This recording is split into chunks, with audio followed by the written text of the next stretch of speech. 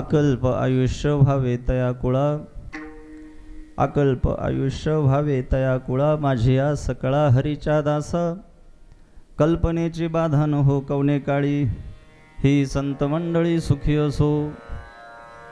अहंकाराचा वारा, अहंकाराचा वारा न लागो राजसा, माझ्या विष्णुदासा भाविकासी, कल्पनेची बाधा न हो कवने काळी, ही संत मंडळी सुखी असो. नामा म्हणे तया असावे कल्याण, नामा म्हणे तया असावे कल्याण, ज्या मुखी निधान पांडुरंग, कल्पनेची बाधा न हो कवने काळी, ही संत मंडळी सुखी असो. पांडुरंगा करू प्रथम नमन, पांडुरंगा करू प्रथम नमन, पांडुरंगा करू प्रथम नमन, पांडुरंगा करू प्रथम नमन. दुसऱ्या चरणा संतांची या, दुसरे चरणा संताची या, दुसरे चरणा संताची, त्यांच्या कृपादाने कथेचा विस्तार, कृपादाने कथेचा विस्तार, त्यांच्या कृपादाने कथेचा विस्तार, कृपादाने कथेचा हे विस्तार. बाबाजी सद्गुरुदास तुका, बाबाजी सद्गुरुदास तुका, बाबाजी सद्गुरुदास तुका. पांडुरंगा करू प्रथम नमन, दुसऱ्या चरणा संतांची या, त्यांच्या कृपादाने कथेचा विस्तारू. बाबाजी सद्गुरुदास तुका. ओम नमो ज्ञानेश्वरा, करुणा करा दयाळा, तुमचा अनुग्रह लाधलो पावन झालो चराचरी. आता हृदय हे अपोले, चौफाळून भले, वरी वैसौ पाऊले, श्री गुरूंची जयांचे केले स्मरण, होय सकळ विद्यांचे अधिकरण, तेची वंदू श्री गुरुचरण ते नमस्कारुणी. आता मस्तक हे पायावरी, मस्तक हे पायावरी, मस्तक हे पायावरी, मस्तक हे पायावरी, वार करी संतांच्या या, वार करी संतांच्या, वार करी संतांच्या या, वार करी संतांच्या, वार करी संतांच्या या, वार करी संतां. हे मस्तक हे पायावरी, वार करी संतांच्या, वार करी संतांच्या या, वार करी संतांच्या. मस्तक हे पायावरी, वार करी संतांच्या, हो वार करी संतांच्या या, वार करी संतांच्या.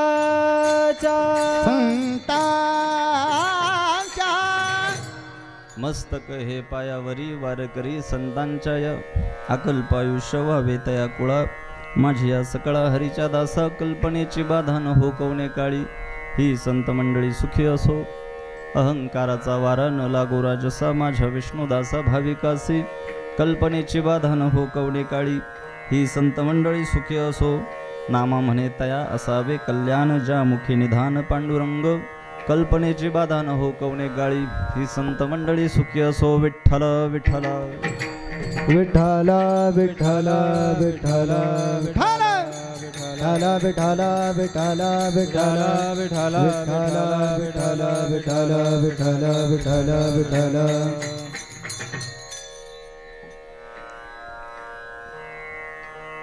कीर्तन सेवेकरता निवडलेला अभंग. पंढरपूर निवासी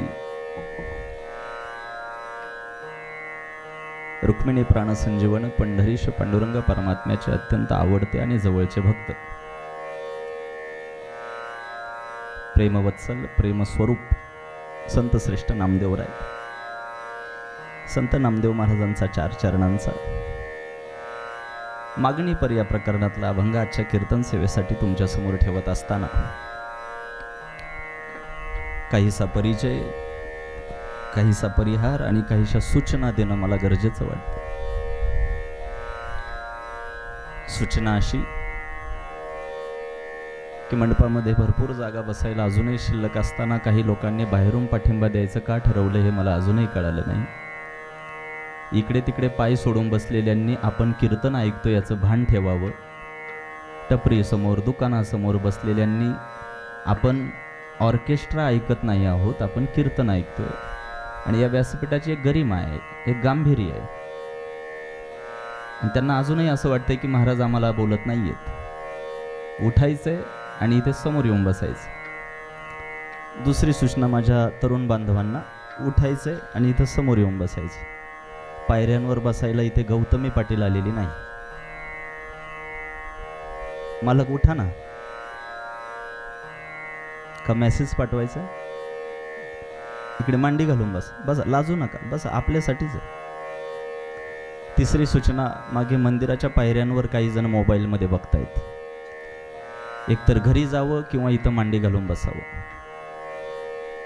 मला कीर्तनामध्ये प्रचंड शिस्तीची आणि एकाग्रतेची अपेक्षा आहे. आणि माझा अपेक्षाभंग होणार नाही याची तुम्ही तंतोतंत काळजी घ्याल असं मला वाटतंय. एवढा सुंदर मंडप टाकलाय, तो कशासाठी टाकलाय? आपल्याला बसण्यासाठीच टाकलाय. आणि मग कीर्तन ऐकण्यासाठी आपण कुठं बसलं पाहिजे? मंडपातच बसलं पाहिजे.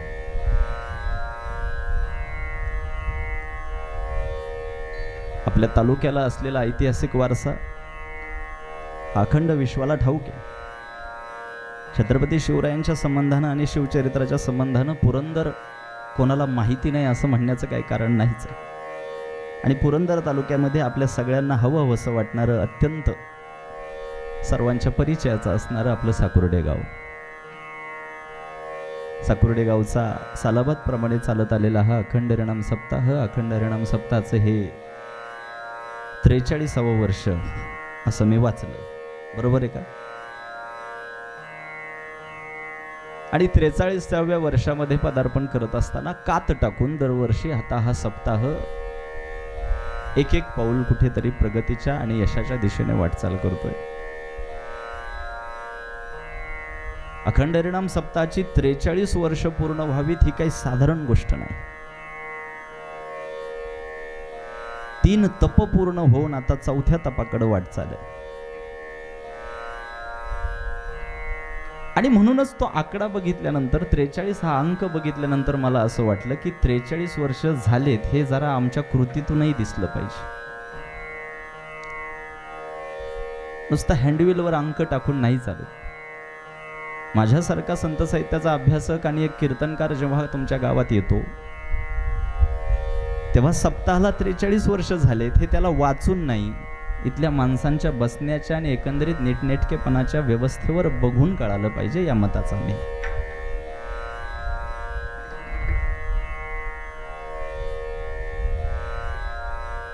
सुरुवातीला मला काही सूचना देणं क्रमप्राप्त होतं, त्या मी दिल्यात. मला असं वाटतं की आता आपल्या अभंग विषयाकडे वळायला काही हरकत नाही.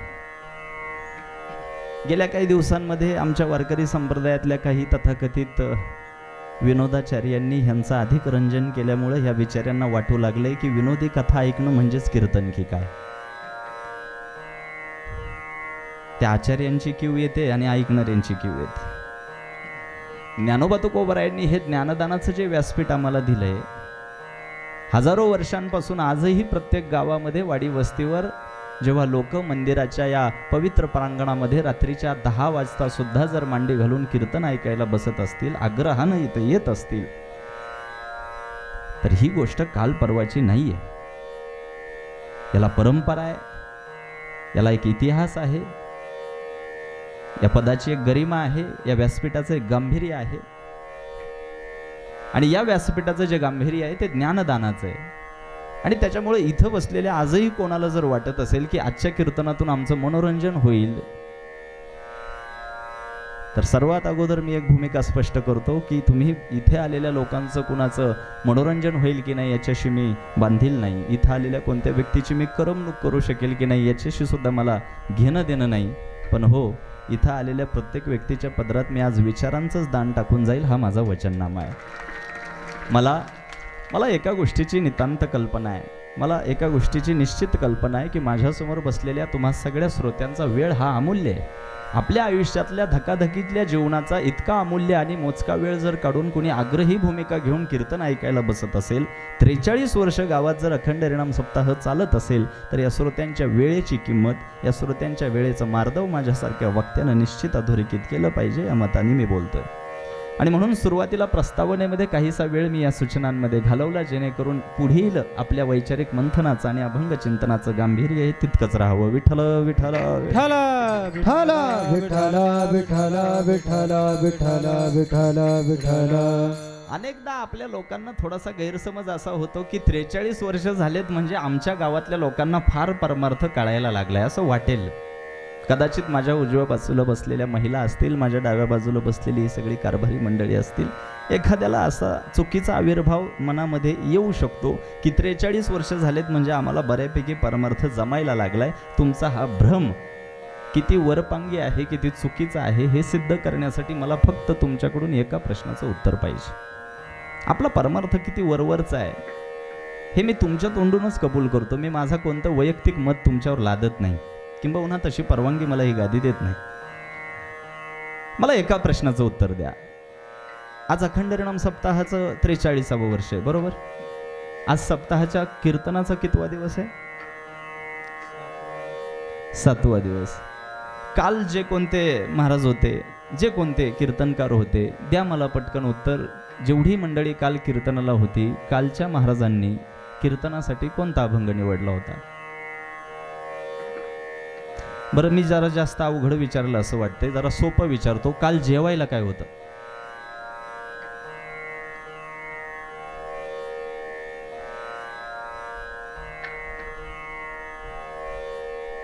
मी हसण्यासारखं विचारलंय का काही?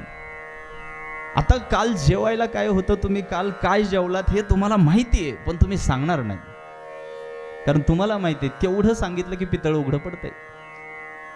आम्हाला रात्रीचा, मी 43 वर्षाचं विचारतच नाही, आम्हाला रात्रीचा अभंग आठवत नाही, खाल्लेलं मात्र लक्षात राहते. इथं आमचा परमार्थ किती वरपांगी आणि प्राथमिक स्तरावरचा हे निष्पन्न झालं. विठ्ठल विठ्ठल विठ्ठल विठ्ठल विठ्ठल विठ्ठल विठ्ठल विठ्ठल विठ्ठल विठ्ठल विठ्ठल. त्याच्यामुळं कीर्तनात बसलेल्या कोणत्याही व्यक्तीनं मनामध्ये असा आविर्भाव आणू नका की आमच्यासारखा परमार्थ कोणाला जमला नाही. अजिबात नाही. आपण फार प्राथमिक पातळीवर आहे, अजून खालच्या पहिल्या सुद्धा पायरीवर आपला पाय पडलेला नाही. मारुतीरायाच्या मंदिराकडे दर्शन घेत जात असताना, भैरवनाथाकडे जात असताना, ग्रामदैवताचा उत्सव साजरा करत असताना जेवढ्या पायऱ्या लागतील त्यातल्या पहिल्या पायरीवर सुद्धा अजून आपला नीटनेटका पाय टेकलेला नाही. मग तो पाय व्यवस्थित टेकवता यावा आणि टेकलेला पाय मजबूत असावा आणि त्या टेकलेल्या पायाच्या भरोश्यावर दुसरं पाऊल टाकता यावं, या सगळ्या अभ्यासासाठी आजचं कीर्तन आहे. विठ्ठल विठ्ठल विठ्ठल हरी विठ्ठल विठ्ठल विठ्ठल विठ्ठल विठ्ठल विठ्ठल. आता मी इकडे येत असताना जरा वेगळा विचार केला होता.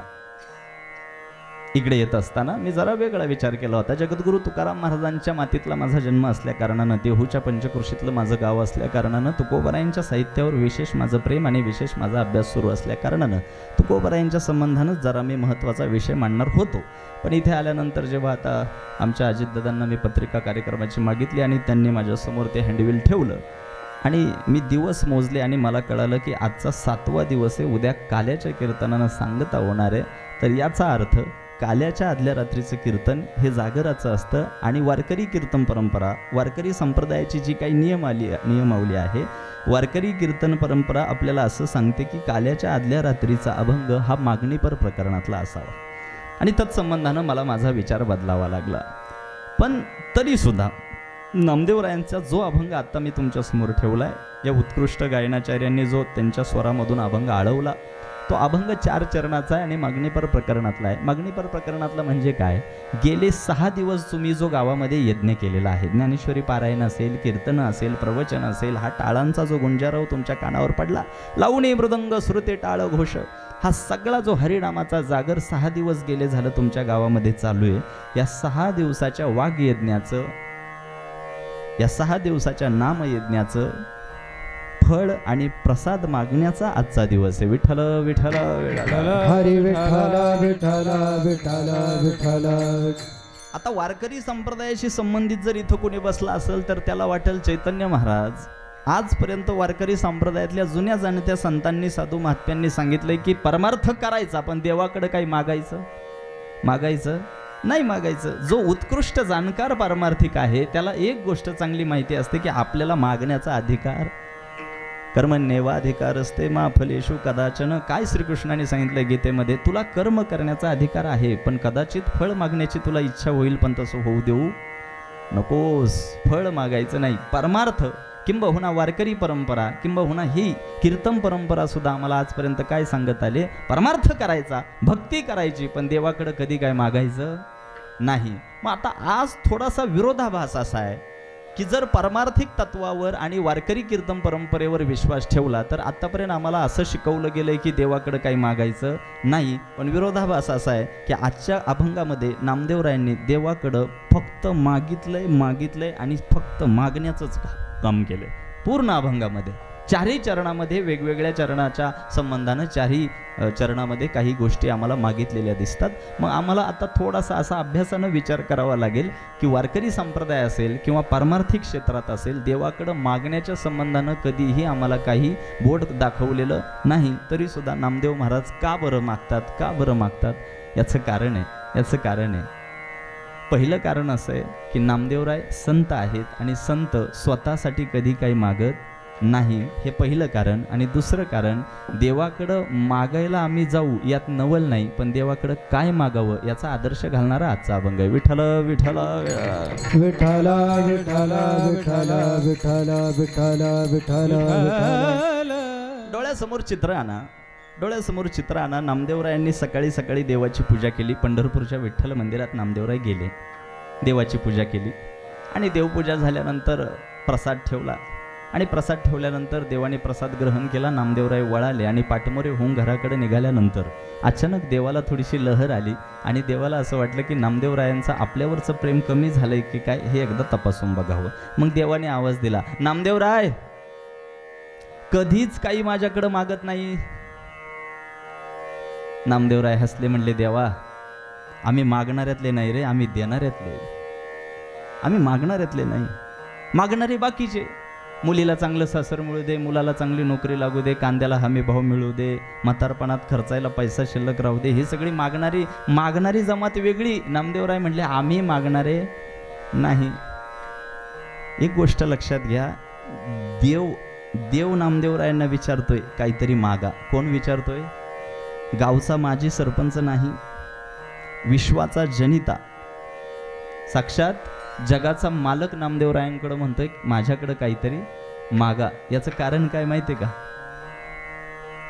नामदेवराय मागणारे नाहीत याची कल्पना देवाला आहे आणि दुसरी कल्पना देवाला अशी आहे की जरी नामदेवरायांनी मागितलं तरी ते स्वतःसाठी मागणार नाहीत, जगासाठीच मागणार आहे. मग विचारलं देवाने, नामदेवराय कधीच माझ्याकडे काही मागत नाही. नामदेवराय म्हणले देवा प्रारब्ध वशानुसार विधिलिखित आयुष्य जगतोय, वाट्याला आलेले भोग भोगतोय, तुझ्याशी बोलायला मिळते, तुझ्यासोबत वेळ घालवायला मिळतोय, पारमार्थिक तत्व सांभाळताना आज तुझ्या समीप तुझ्या जवळची जागा मिळवली, अजून मला मागण्यासाठी तू काय ठेवलंय.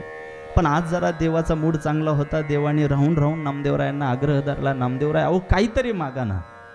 राजरोज ही लोक दर्शनाला येतात, आषाढीला येतात, कार्तिकीला येतात, भली मोठी यादीच घेऊन येतात. बरं मागणाऱ्याला मी काही कमी ठेवलेलं नसतं पण त्याचं समाधान काही होत. RCC बंगला बांधला, दारात 4 चाकी गाडी उभी राहिली, मुलीला चांगलं सासर मिळालं, मुलाला चांगला कामधंदा मिळाला, आयुष्याच्या म्हातारपणात खर्च करायला चांगला पैसा शिल्लक राहिला, तरी सुद्धा हा बाबड्या कायम मागतोच आहे. मागायची सवय काय जात नाही. ज्याचं मला तोंड बघायची इच्छा नाही तो मागायचा राहत नाही आणि मला ज्याच्यासोबत कायम राहावंसं वाटतं तसे तुमच्यासारखे संत काही मागायला तयार नाही. नामदेवराय काहीतरी मागा. त्या दिवशी देवाचा आग्रह मोडू वाटला नाही म्हणून नामदेवरायांनी उभ्या आयुष्यात पहिल्यांदा देवाकडे गोष्ट मागितली. आता एखादा बुद्धिजीवी प्राणी म्हणेल की जर पारमार्थिक तत्व देवाकडे काही मागायचं नाही असं सांगते तर देवाकडे काही मागणारे संत कसे होऊ शकतात? पण पहिली गोष्ट अशी आहे की आजच्या अभंगामध्ये मागितलं जरी असलं तरी देवाकडं मागत असताना आपण स्वतःसाठी मागू नये आणि मागत असताना नेमकं मागायचं काय याचा आदर्श घातलाय. विठ्ठल विठ्ठल विठ्ठल. विठ्ठल विठ्ठल विठ्ठल विठ्ठल विठ्ठल. आता अभंगाचा सरळ सरळ आशय मी तुमच्या समोर ठेवलेला आहे. पहिल्यांदा नामदेवरायांनी देवाकडे उभ्या आयुष्यात काहीतरी मागितलं. काय मागितलं? अकल्प आयुष्य व्हावे तया कुळा माझ्या सकळा हरीच्या दासा. वारकरी संप्रदायाशी संबंधित जेवढी मंडळी आहेत असा वारकरी नाही ज्याला हा अभंग माहिती नाही आणि ज्याला हा अभंग माहित नाही तो वारकरी नाही. विठ्ठल विठ्ठल विठ्ठल विठ्ठल विठ्ठल. अरे जो कोणी हरिपाठ म्हणत असेल, जो कोणी कीर्तन ऐकत असेल, जो कोणी वारीला जात असेल, जो कोणी काकड आरतीला जात असेल, वारकरी संप्रदायाशी यत्किंचितही ज्याचा संबंध आहे त्याला हा अभंग माहीतच असला पाहिजे. असा सर्वांच्या परिचयाचा गुरुपरंपरेचे अभंग झाल्यानंतर शेवटी आपण हा अभंग म्हणतोच. कोणत्याही पारमार्थिक कृतीतून, भजनातून, कीर्तनातून बाहेर पडत असताना, एकमेकांच्या पायाला लागत असताना आम्ही हा अभंग म्हणतोच. त्याच्यामुळे सगळ्यांच्या परिचयाचा अभंग आहे. अकल्प आयुष्य व्हावे तया कुळा माझ्या सकळा हरीच्या दासा. नामदेवरायांनी आयुष्यात पहिल्यांदा देवाकडे काहीतरी मागितलं आणि मागितलं काय? अकल्प आयुष्य व्हावे तया कुळा माझ्या सकळा हरीच्या दासा. हरीच्या दासांसाठी अकल्प आयुष्य मागितलं. हा अभंगाचा सरळ सारांश आहे. मला असं वाटतं की आज साकुर्डे गावातलं काल्याच्या आदल्या रात्रीचं कीर्तन हे थोडं स्वाध्यायी झालं पाहिजे. तुमच्या रंजनासाठी मी इथं आलेलो नाही. जेवढ्या पोटतिडकीनं मी बोलतोय तेवढ्याच पोटतिडकीनं तुम्ही अभंगाचा सारांश स्वतःच्या बुद्धीला जोडला पाहिजे. आज एका अभंगाचा तरी ठसठशीत अर्थ आमच्या बुद्धीवर उमटवायचाच आहे. दरवर्षी शासनाकडून आर्थिक वर्ष संपत असताना ऑडिट घेतलं जातं. काय घेतलं जातं? ऑडिट घेतलं जातं. माझ्या तरुण बांधवांना माहिती आहे, फायनान्शियल इयर संपत असताना, आर्थिक वर्ष संपत असताना शासनाकडून काय घेतलं जातं? आता मार्च एंडिंग झालं ना, काय केलं जातं शासनाकडून? ऑडिट केलं जातं. मी या मताचा आहे, शासनाकडून जसं दरवर्षी ऑडिट केलं जातं, लेखाजोखा गतवर्षीचा घेतला जातो ना, आजच्या कीर्तनामध्ये कीर्तन ऐकणाऱ्या प्रत्येकानं आजच्या अभंगाच्या संबंधानं जो विषय कानावर पडेल त्या विषयाचा आधार घेऊन मागच्या 40-43 वर्षाचं ऑडिट करायचं तर आजच्या कीर्तनाचं सार्थक आहे. आम्हाला कीर्तनातून आमच्या मागच्या 43 वर्षाचं काय करता आलं पाहिजे? ऑडिट करता आलं पाहिजे. आम्हाला तो लेखाजोखा घेता आला पाहिजे. मग आता ह्या अभंगाच्या संबंधानं जो विचार मी तुमच्यासमोर ठेवेल तो प्रत्येकाने आपल्या आयुष्याशी जोडून बघायचा आहे. विठ्ठल विठ्ठल विठ्ठल विठ्ठल विठ्ठल विठ्ठल. वारकरी संप्रदायाची ही कीर्तन परंपरा हजारो वर्षापासून आज आपल्यासमोर आपण बघतोय. आपल्यापर्यंत ती ज्ञानगंगा वाहत आलेली आहे. परंतु अलीकडच्या काळात झालंय काय, लोकांना या व्यासपीठाचं तितकं गांभीर्य राहिलं नाही. आता मी आल्यानंतर विचारलं, म्हटलं गावची लोकसंख्या काय आहे, तर मला काहीतरी 4-4.5 हजाराचा आकडा कळालाय. किती लोकसंख्या आहे? 2200 लोकसंख्या आहे का मतदान आहे? लोकसंख्या आणि वाड्या वस्त्या सगळे एकत्र म्हणजे 2-2.5 हजाराच्या मध्ये तुमची लोकसंख्या आहे. आता माझ्यासारख्या आज गावात पाहुणा म्हणून आलेल्या वक्त्यानं जर विचार केला, गावची सगळ्या वाडी वस्त्या धरून जर एका ग्रामपंचायतीच्या अखत्यारीत येणारी लोकसंख्या 2-2.5 हजाराच्या आसपास असेल तर कीर्तनाला लोक किती उपस्थित पाहिजेत? किती? मुळात मला आज ह्या डोळ्यासमोर असलेल्या चित्रावर बोट यासाठी ठेवायचंय, समाजामध्ये परमार्थ न करणारी जी माणसं आहेत त्यांचं नवल वाटत नाही. नीट बारीक ऐका बरं का. समाजात परमार्थ न करणारी जी माणसं आहेत त्यांचं नवल वाटत नाही, पण चुकीचा परमार्थ करू नये, आपला परमार्थ योग्यची अशी छाती बडवणाऱ्या माणसांचं योग्य नवल वाटतं मला. आणि अलीकडं हीच सगळ्यात मोठी शोकांतिका मला बघायला मिळते. ज्या गावात आल्यानंतर मला कळतंय 2.5 हजारांच्या आसपास जर लोकसंख्या आहे, ज्या गावच्या सप्ताला 43 वर्ष झाली, त्या गावात जर इतर लोकांना अजूनही ठाऊक आहे की आज काल्याच्या कीर्तनाच्या आदल्या रात्रीचा दिवस आहे, तरी सुद्धा काही लोक घरी पाय पसरून जर टी व्ही समोर बसले असतील तर हा त्यांचा परमार्थाबद्दलचा उदासीन भाव आहे. आम्ही तो लक्षात घेतला पाहिजे. आणि माझ्या दृष्टीनं आज इथे येऊन बसलेली जेवढी माणसं आहेत ही खरी भाग्यवान आहेत. मंडपात येऊन बसायला, मांडी घालून बसायला फार भाग्य असावं लागतं. आता उद्या तुमच्यापैकी एखाद्या बाईनं शेजारच्या बाईला विचारलं, काल वाडेकर महाराजांचं कीर्तन होतं, मग तू आली का नाहीस? ती म्हणते, घरी जरा पाहुणे आले होते. अशातला भाग नाही. इथं येण्यासाठी भाग्य लागतं आणि ते तुझ्याजवळ नाही. साधा सरळ विषय. पुरुष मंडळी, तुमच्यापैकी एखादा उद्या मित्राला विचारेल चैतन्य महाराजांचं कीर्तन होतं, रात्री आलं नाही, तो म्हणतो जरा मला जमलं नाही अशातला भाग नाही, तू त्या लायकीचा नाहीस. आता ह्या टाळ्या माझ्यासाठी आहे का? मी फार स्पष्ट बोलतोय. माझं बोलणं काही जणांना आज लागेल, बोचेल, टोचेल, पण मला त्याच्याशी काही फरक पडत नाही, कारण मी धंदेवाईक वक्ता नाहीये. माझं पोट याच्यावर नाहीये. माझी जरा व्यवस्थित माहिती घ्या. माझा उद्देश एकच असतो की कीर्तनाला आलेल्या प्रत्येकाला या व्यासपीठाची जी गरिमा आहे, या व्यासपीठाची जी उंची आहे, या ज्ञानदान करणाऱ्या व्यासपीठाचं जे गांभीर्य आहे, ते सातत्यानं कळवलंच पाहिजे आणि त्याच्या मनावर ते बिंबवलंच पाहिजे, या मताचा मी. आणि मग पुन्हा एकदा अभंग विषयाकडे तुमचं लक्ष वेधून घेत असताना मला आजच्या दिवसाचं महत्त्व तुमच्यासमोर अधोरेखित करायचं आहे. आजचा दिवस कोणत्या संबंधानं महत्त्वाचा आहे? पहिल्या दिवसाच्या कीर्तनापासून ते उद्याच्या काल्याच्या कीर्तनापर्यंत जो नामयज्ञ तुमच्या गावामध्ये पार पडलाय, तो नामयज्ञ केल्यानंतर कुठे ना कुठे परमेश्वराकडे काहीतरी मागण्याचा तुम्हाला अधिकार आहे, काहीतरी मागण्याची तुम्हाला संधी मिळते, काहीतरी मागण्याची तुम्हाला संधी मिळते. पण नामदेवरायांनी सगळ्यात महत्त्वाचं काम केलं. देवाकडं मागण्याची संधी मिळाल्यानंतर देवाकडं नेमकं काय मागावं याचा आदर्श घालण्यासाठी हा अभंग आमच्या समोर ठेवला. विठ्ठल विठ्ठल हरी विठ्ठल विठ्ठल विठ्ठल विठ्ठल. मग पुन्हा तुम्हाला मंदिरात घेऊन जातो. नामदेवराय आणि पांडुरंगाचा संवाद चालू होता. आपला विषय कुठपर्यंत आला होता? देवानं नामदेवरायांना आग्रह धरला, नामदेवराय काहीतरी मागा. तुम्ही कधीच काही मागत नाही, काहीतरी मागा. त्या दिवशी नामदेवरायांनी उभ्या आयुष्यामध्ये पहिल्यांदा देवाकडे काहीतरी मागितलं. पण संतांची पहिली जर ओळख काय असेल तर ती पहिली ओळख आहे, बुडते हे जन न देखवे डोळा. जे काही करायचं ते समाजासाठी करायचं. संतांचं अख्खं आयुष्य ही जगदोद्धाराची आणि लोककल्याणाची भाषा बोलण्यात गेलं. अगदी त्या न्यायाला अनुसरून नामदेवरायांनी तोंड उघडलं, ते मागण्यासाठी. पण कोणासाठी? जगासाठी. अकल्प आयुष्य व्हावे तया कुळा, माझ्या सकळा हरीच्या दासा. आता देवाने थोडंसं नामदेवरायांना थांबवलं. नामदेवराय, अकल्प आयुष्य व्हावे तया कुळा असं तुम्ही म्हणताय. काय? अकल्प आयुष्य मिळावं. अकल्प, मला वाटतं काहीतरी जर अंकात जर मोजलं तर 1,00,000 वर्ष असा काहीतरी हिशोब केल्यानंतर एक कल्प तयार होते. आणि अशा अकल्प आयुष्य मिळावं असं नामदेवराय म्हटले. अगणित, त्याला आपण एकच शब्द वापरू शकतो. काय? अगणित. मग देवाने थोडंसं थांबवलं. नामदेवराय, अहो सगळ्यांना अकल्प आयुष्य देऊन कसं चालेल? हे कालचक्र चालवायचंय, हे निसर्गचक्र चालवायचंय. उपजेते नाशिले ते पुनरपी दिसे, घटिका यंत्र जैसे.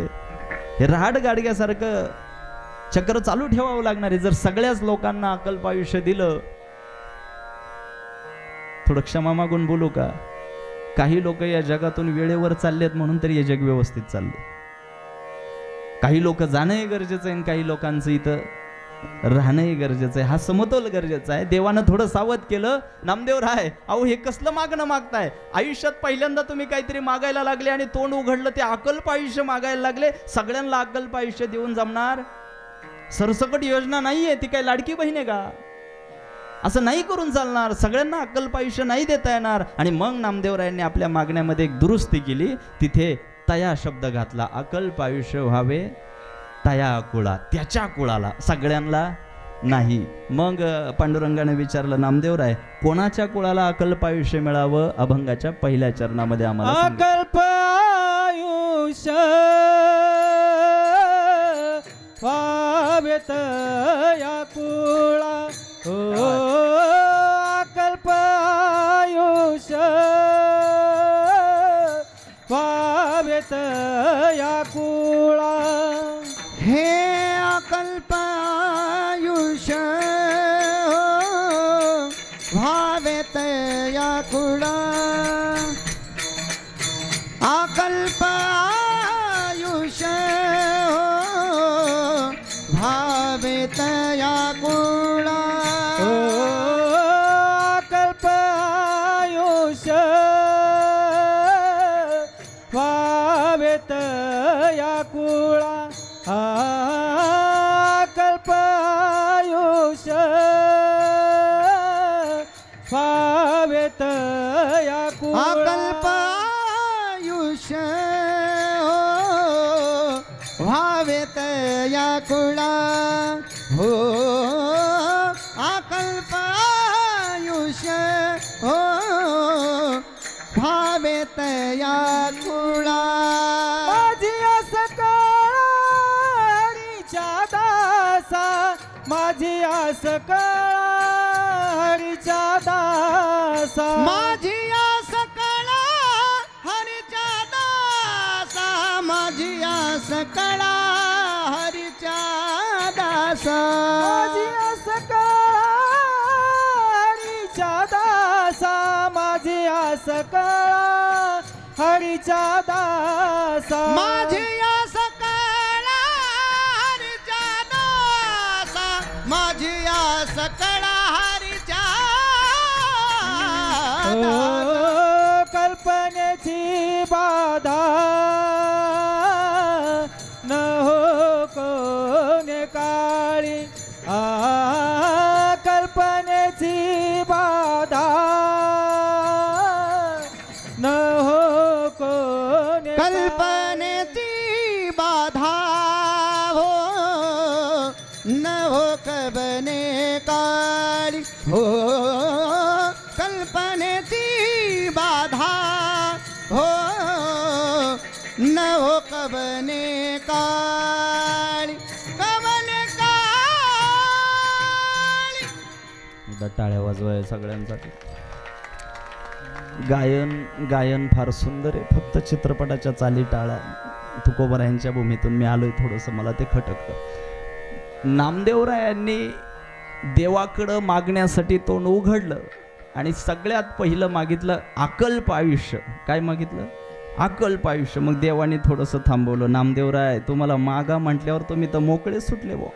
अकल्प आयुष्य म्हणजे काय साधी गोष्ट आहे का? सगळ्यांना अकल्प आयुष्य देऊन कसं झालेलं? ही माणसं जे आयुष्य मिळालंय तेवढ्यातच चांगलं वागताना दिसत नाही ना, अजून अकल्प आयुष्य देऊन कुठं डोक्याला ताप करून घेता. मग नामदेवरायांनी वाक्य दुरुस्ती केली. अकल्प आयुष्य व्हावे तया कुळा. तया शब्दावर जरा रेष फिरवा बरं का. तया शब्दाच्या खाली अंडरलाईन करा, अधोरेखित करा. अकल्प आयुष्य व्हावे, अकल्प आयुष्य व्हावे. मी यायच्या आधी काय भांडणं झाली काय तुमची? अशा काय एकटक बघताय? जरा बोलत चला ना. अकल्प आयुष्य व्हावे.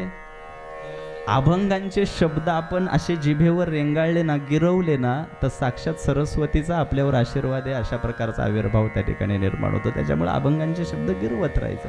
अकल्प आयुष्य व्हावे तया कुळा. शब्द घातला, त्याच्यामध्ये अट घातली, टर्म अँड कंडिशन अप्लाय. सगळ्यांना सरसकट आता जमणार नाही. अकल्प आयुष्य व्हावे तया कुळा. त्याच्या कुळाला अकल्प आयुष्य मिळू दे. कुणाच्या कुळाला? माझ्या सकळा हरीच्या दासा. विषय संपला. पहिल्या चरणामध्ये आम्हाला नामदेवरायांनी देवाकडे काय मागितले समजलं की काय मिळू दे? अकल्प आयुष्य मिळू दे. कोणासाठी? माझी सकळा हरीच्या दासा. हरीच्या दासांसाठी अकल्प आयुष्य मिळू दे. कोणासाठी? कारण सगळ्यांना देऊन चालणार नाही. ही योजना फक्त कोणासाठी आहे? हरीच्या दासांसाठी. या योजनेचे लाभार्थी कोण ठरणार आहेत? फक्त हरीचे दास नाही, हरीचे दास. सत्ययुगामध्ये माणसाला 1,00,000 वर्षाचं आयुष्य होतं. किती? सत्ययुगामध्ये माणसाला 1,00,000 वर्षाचं आयुष्य होतं. त्याच्यानंतर त्रेतायुगामध्ये 1 शून्य कमी झाला. किती झाले? काही हिशोब येत नाही. 10,000 वर्षाचं आयुष्य. परत द्वापार युगामध्ये 1 शून्य कमी केला देवानं. किती? 1,000. परत आता कलियुगामध्ये आणखी 1 शून्य कमी केला. किती वर्षाचं आयुष्य? आता आपण सगळ्यांनी भैरवनाथाला प्रार्थना करूया, अजून एखादा शून्य कमी करायच्या नादात पडू नका. कारण 2 पंचवार्षिक मध्ये काहीच होत नाही. माझा मुद्दा एवढा आहे, 1,00,000 वर्षांच्या आयुष्यावरून आज माणसाचं आयुष्य किती वर्षावर आलंय? 100 वर्षावर आलंय. ही कमी करण्याची जी काही वेळ आली आहे ती माणसाच्या एकंदरीत कर्म आणि माणसाच्या वागण्यामुळे ती वेळ आली असं मला तरी वाटतं. माणसाचं कर्मच तितकं सिद्धांतिक नाही, माणसाचं कर्मच तितकं न्यायप्रधान नाही. त्याच्यामुळं प्रत्येक युगामध्ये 1 शून्य कमी करावा लागला. आणि अगदी त्या न्यायानं नामदेवरायांना देवानं सावध केलं की या सगळ्यांना अकल्प आयुष्य देऊन चालणार नाही. मग नामदेवरायांनी त्याच्यामध्ये दुरुस्ती केली, पुन्हा एकदा अधिसूचना दुरुस्त केली आणि त्याच्यामध्ये दुरुस्ती करून सांगितलं अकल्प आयुष्य व्हावे तया कुळा माझी सकळा हरीच्या दासा. आता पुढच्या टप्प्यावर आपल्याला जायचंय. हरीच्या दासांना अक्कल्प आयुष्य मिळावं इतकं नामदेवरायांनी मागितलं. आता एक गोष्ट आम्ही लक्षात घेतली पाहिजे की नामदेवरायांनी देवाकडे काहीतरी मागावं आणि देवाने ते नाकारावं असं होणार आहे का? होणार आहे का?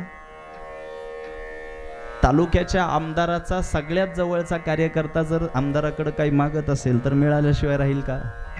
अहो, जनतेचे पैसे लुटून पोटं फुगवलेले आमदार जर कार्यकर्त्याचं पटकन ऐकत असतील तर ज्यांनी पंजाबच्या घुमानपर्यंत वारकरी संप्रदायाचा आणि भागवत धर्माचा विस्तार केला अशा नामदेवरायांचं जगाचा बाप का ऐकणार नाही हे ज्यांनी त्यांनी स्वतःला विचारावं. आणि मग नामदेवरायांनी मागितल्यानंतर मिळणारच याच्यात तीळ मात्र शंका नाही. मग नामदेवरायांनी मागितलं काय? अकल्प आयुष्य मागितलंय. कुणासाठी मागितलंय? हरीच्या दासासाठी मागितलंय. मग आजच्या कीर्तनामध्ये आपण एकच विचार आज डोळ्यासमोर ठेवायचा की नामदेवरायांनी मागितलेल्या आणि नामदेवरायांनी केंद्रातून आणलेल्या या योजनेमध्ये आपण बसवायचं स्वतःला असेल तर काय करावं लागेल? हरीचा दास व्हावं लागेल. विठ्ठल विठ्ठल विठ्ठल विठ्ठल विठ्ठल विठ्ठल. चला आता हरीचा दास व्हायचं कसं, किंबहुना समाजामधले हरीचे दास ओळखायचे कसे, याच्या संबंधानं 3 महत्वाचे मुद्दे मी तुमच्या समोर ठेवणार आहे. जरा ताट बसायचं आणि अभ्यासानं ऐकायचं. 3 महत्वाचे मुद्दे मी अभ्यासानं तुमच्या समोर ठेवणार आहे. या 3ही मुद्द्यांचा विचार करत असताना या 3ही मुद्द्यांमध्ये आपण स्वतः बसतोय का हा ज्याचा त्यांनी विचार करायचा आहे. पहिला मुद्दा, हरीचा दास कोण? कोणाला हरीचा दास म्हणायचं? पहिला मुद्दा, जो परमार्थाला अनुकूल आहे असं आयुष्य जगतो तो हरीचा दास आहे. माझी भाषा कळतीये? माझं बोलणं ऐकू येतंय? जो परमार्थाला, देवाला अनुकूल आहे, परमार्थाला अनुकूल आहे असं आयुष्य जो जगतो, स्वतःला अनुकूल आहे असं नाही, परमार्थाला अनुकूल आहे असं जो आयुष्य जगतो तो हरीचा दास होऊ शकतो. दुसरी गोष्ट, आपल्या हिताच्या, आपल्या कल्याणाच्या आड येणारी कोणतीही गोष्ट आपल्या आयुष्यात नको असा ज्याचा निर्धार झालाय तो हरीचा दास होऊ शकतो. आणि तिसरी गोष्ट, कितीही संकट आली, आभाळ जरी कोसळलं तरी देवावर ज्याचा दृढ विश्वास आहे तो हरीचा दास होऊ शकतो. 3 मुद्दे मी तुम्हाला सांगितलेत. 3 मुद्दे मी तुम्हाला सांगितलेत. लक्षात ठेवायचे. मी अधूनमधून काही विचारू शकतो. पहिला मुद्दा, परमार्थाला अनुकूल आहे असं आयुष्य जगणारा हरीचा दास होऊ शकतो. परमार्थाला अनुकूल आहे असं. दुसरा, आपल्या हिताच्या आड येणारी कोणती गोष्ट आपल्या आयुष्यात नको असा ज्याचा निश्चय झालाय तो हरीचा दास होऊ शकतो. आणि तिसरी गोष्ट, देवावर ज्याचा फक्त विश्वास नाही, दृढ विश्वास. विश्वास तर माझाही तुमच्यावर आहे, मग फार फार तर अजून 1 तास. त्या विश्वासाला काय अर्थ नाही ना. देवावर विश्वास कसा पाहिजे? दृढ विश्वास पाहिजे. मग आता या 3ही मुद्द्यांची आपल्याला समीक्षा करायची आहे. का समीक्षा करायची? या 3ही मुद्द्यात आपला समावेश होतोय का आणि समावेश होऊन आपण हरीचे दास ठरतोय का याचा विचार करायचा आहे. विठ्ठल विठ्ठल विठ्ठल विठ्ठल विठ्ठल विठ्ठल विठ्ठल. पहिला मुद्दा आपल्या समोर मी काय ठेवला होता, जो परमार्थाला अनुकूल आहे असा आयुष्य जगतो तो हरीचा दास होऊ शकतो. मग आता करा विचार. इथं बसलेल्या कीर्तन ऐकायला आलेल्या सगळ्या लोकांकडे जर मी नजर टाकली, उभ्या राहिलेल्या टाळकऱ्यांना मी विचारतो, गायनाचार्य महाराजांना विचारतो, महाराज परत एकदा हे श्रोत्यांकडे नजर टाका आणि शेवटपर्यंत बसलेल्या पुरुषांपर्यंत आणि तिथून सुरू झालेल्या इथपर्यंत असलेल्या महिलांपर्यंत एक नजर श्रोत्यांकडे टाका आणि मला पटकन सांगा, आजच्या कीर्तनाला आलेल्या लोकांमध्ये सर्वात जास्त कोणत्या वयोगटातली लोक जास्त आहेत? बघा तिकडं. माझ्या तोंडाकडे काय बघताय? तिकडं बघा ना. असं बघून सांगा. विकास महाराज सांगा बघू. मला फोन कोणी केला होता तुमच्यातला? तुम्ही केला होता ना. बघा तिकडं आणि सांगा मला. सांग किती, कोणत्या वयोगटातली? किती? जास्त कोणत्या वयातली आहेत? बघून, म्हणून म्हणलं बघून सांगा. उधर तो देखो. तिकडं बघा ना. बघा तिकडं बघून सांगा मला. इकडं बघून सांगा. कोणत्या वयोगटातली जास्त माणसं आहेत? आता मुद्द्यावर आले तुम्ही. 40 ते. मग आपण त्याच्यातला मधला एक आकडा घेऊ. मधला आकडा काय? आता मी वयाचा विषय अचानक का काढला ह्याचं अगोदर स्पष्टीकरण देतो. मला वयोमानानुसार टीकाटिप्पणी करायची नाही, मला त्या विषयाची आज गरजही नाही आणि ती परवानगी मला ही गादी देतही नाही. पण सांगायचा मुद्दा काय, कीर्तनाला आलेल्या लोकांमध्ये सगळ्यात जास्त जर गुडघे दुखू लागलेले, ऐकू कमी झालेले, केस पांढरे झालेले, म्हणजे जी गाडी कोणत्याच गॅरेजला आता घेतली नाही ती जर आमच्याकडे येत असेल तर इथे निष्पन्न झालं की माणूस परमार्थाला अनुकूल आहे असं आयुष्य जगत नाही, स्वतःला अनुकूल आहे असं जगतोय. परमार्थाला अनुकूल असं आयुष्य कोण जगतो? तरणा भाग्यवंत नटे हरी कीर्तनात. ज्या वारकरी संप्रदायाच्या अखत्यारीतलं आम्ही आज कीर्तन ऐकतोय, या कीर्तन परंपरेमध्ये ज्या ज्या ज्ञानोबरायदी तुकोबरायदी संतांची मांदियाळी आम्ही बघितली, या सगळ्या संतांचं आयुष्य अभ्यासानं तपासून बघा. कोणत्या संतांनी म्हातारपणात परमार्थ केलाय? वयाच्या 16व्या वर्षी जगाला ज्ञानेश्वरी देणारे माऊली ज्ञानोबराय आमचे तरुण होते. पंचमवेद गाथा समाजाला देणारा आमचे तुकोबराय तरुण होते. आमचे नामदेवराय तरुण होते. आमचे नाथबाबा तरुण होते. कोण तुम्हाला म्हातारपणातला दिसला? पण तुम्ही हा जो पायंडा गिरवताय, तुम्ही ही जी मानसिकता पोसताय, ती मानसिकता येणाऱ्या पिढीचं नुकसान करणार आहे. मला सुद्धा काही लोक गाडीतून उतरली की म्हणतात, वाडेकर महाराज तुम्ही ह्या वयात इकडे कसं काय? मग काय म्हातारा झाल्यावर येतो का इकडे? काय मानसिकता काय बनवली तुम्ही? तुम्हाला कायम जटाबिटा वाढलेला पोट सुटलेलाच बाबा बघायचा आहे? काय समजून काय ठेवलंय तुम्ही?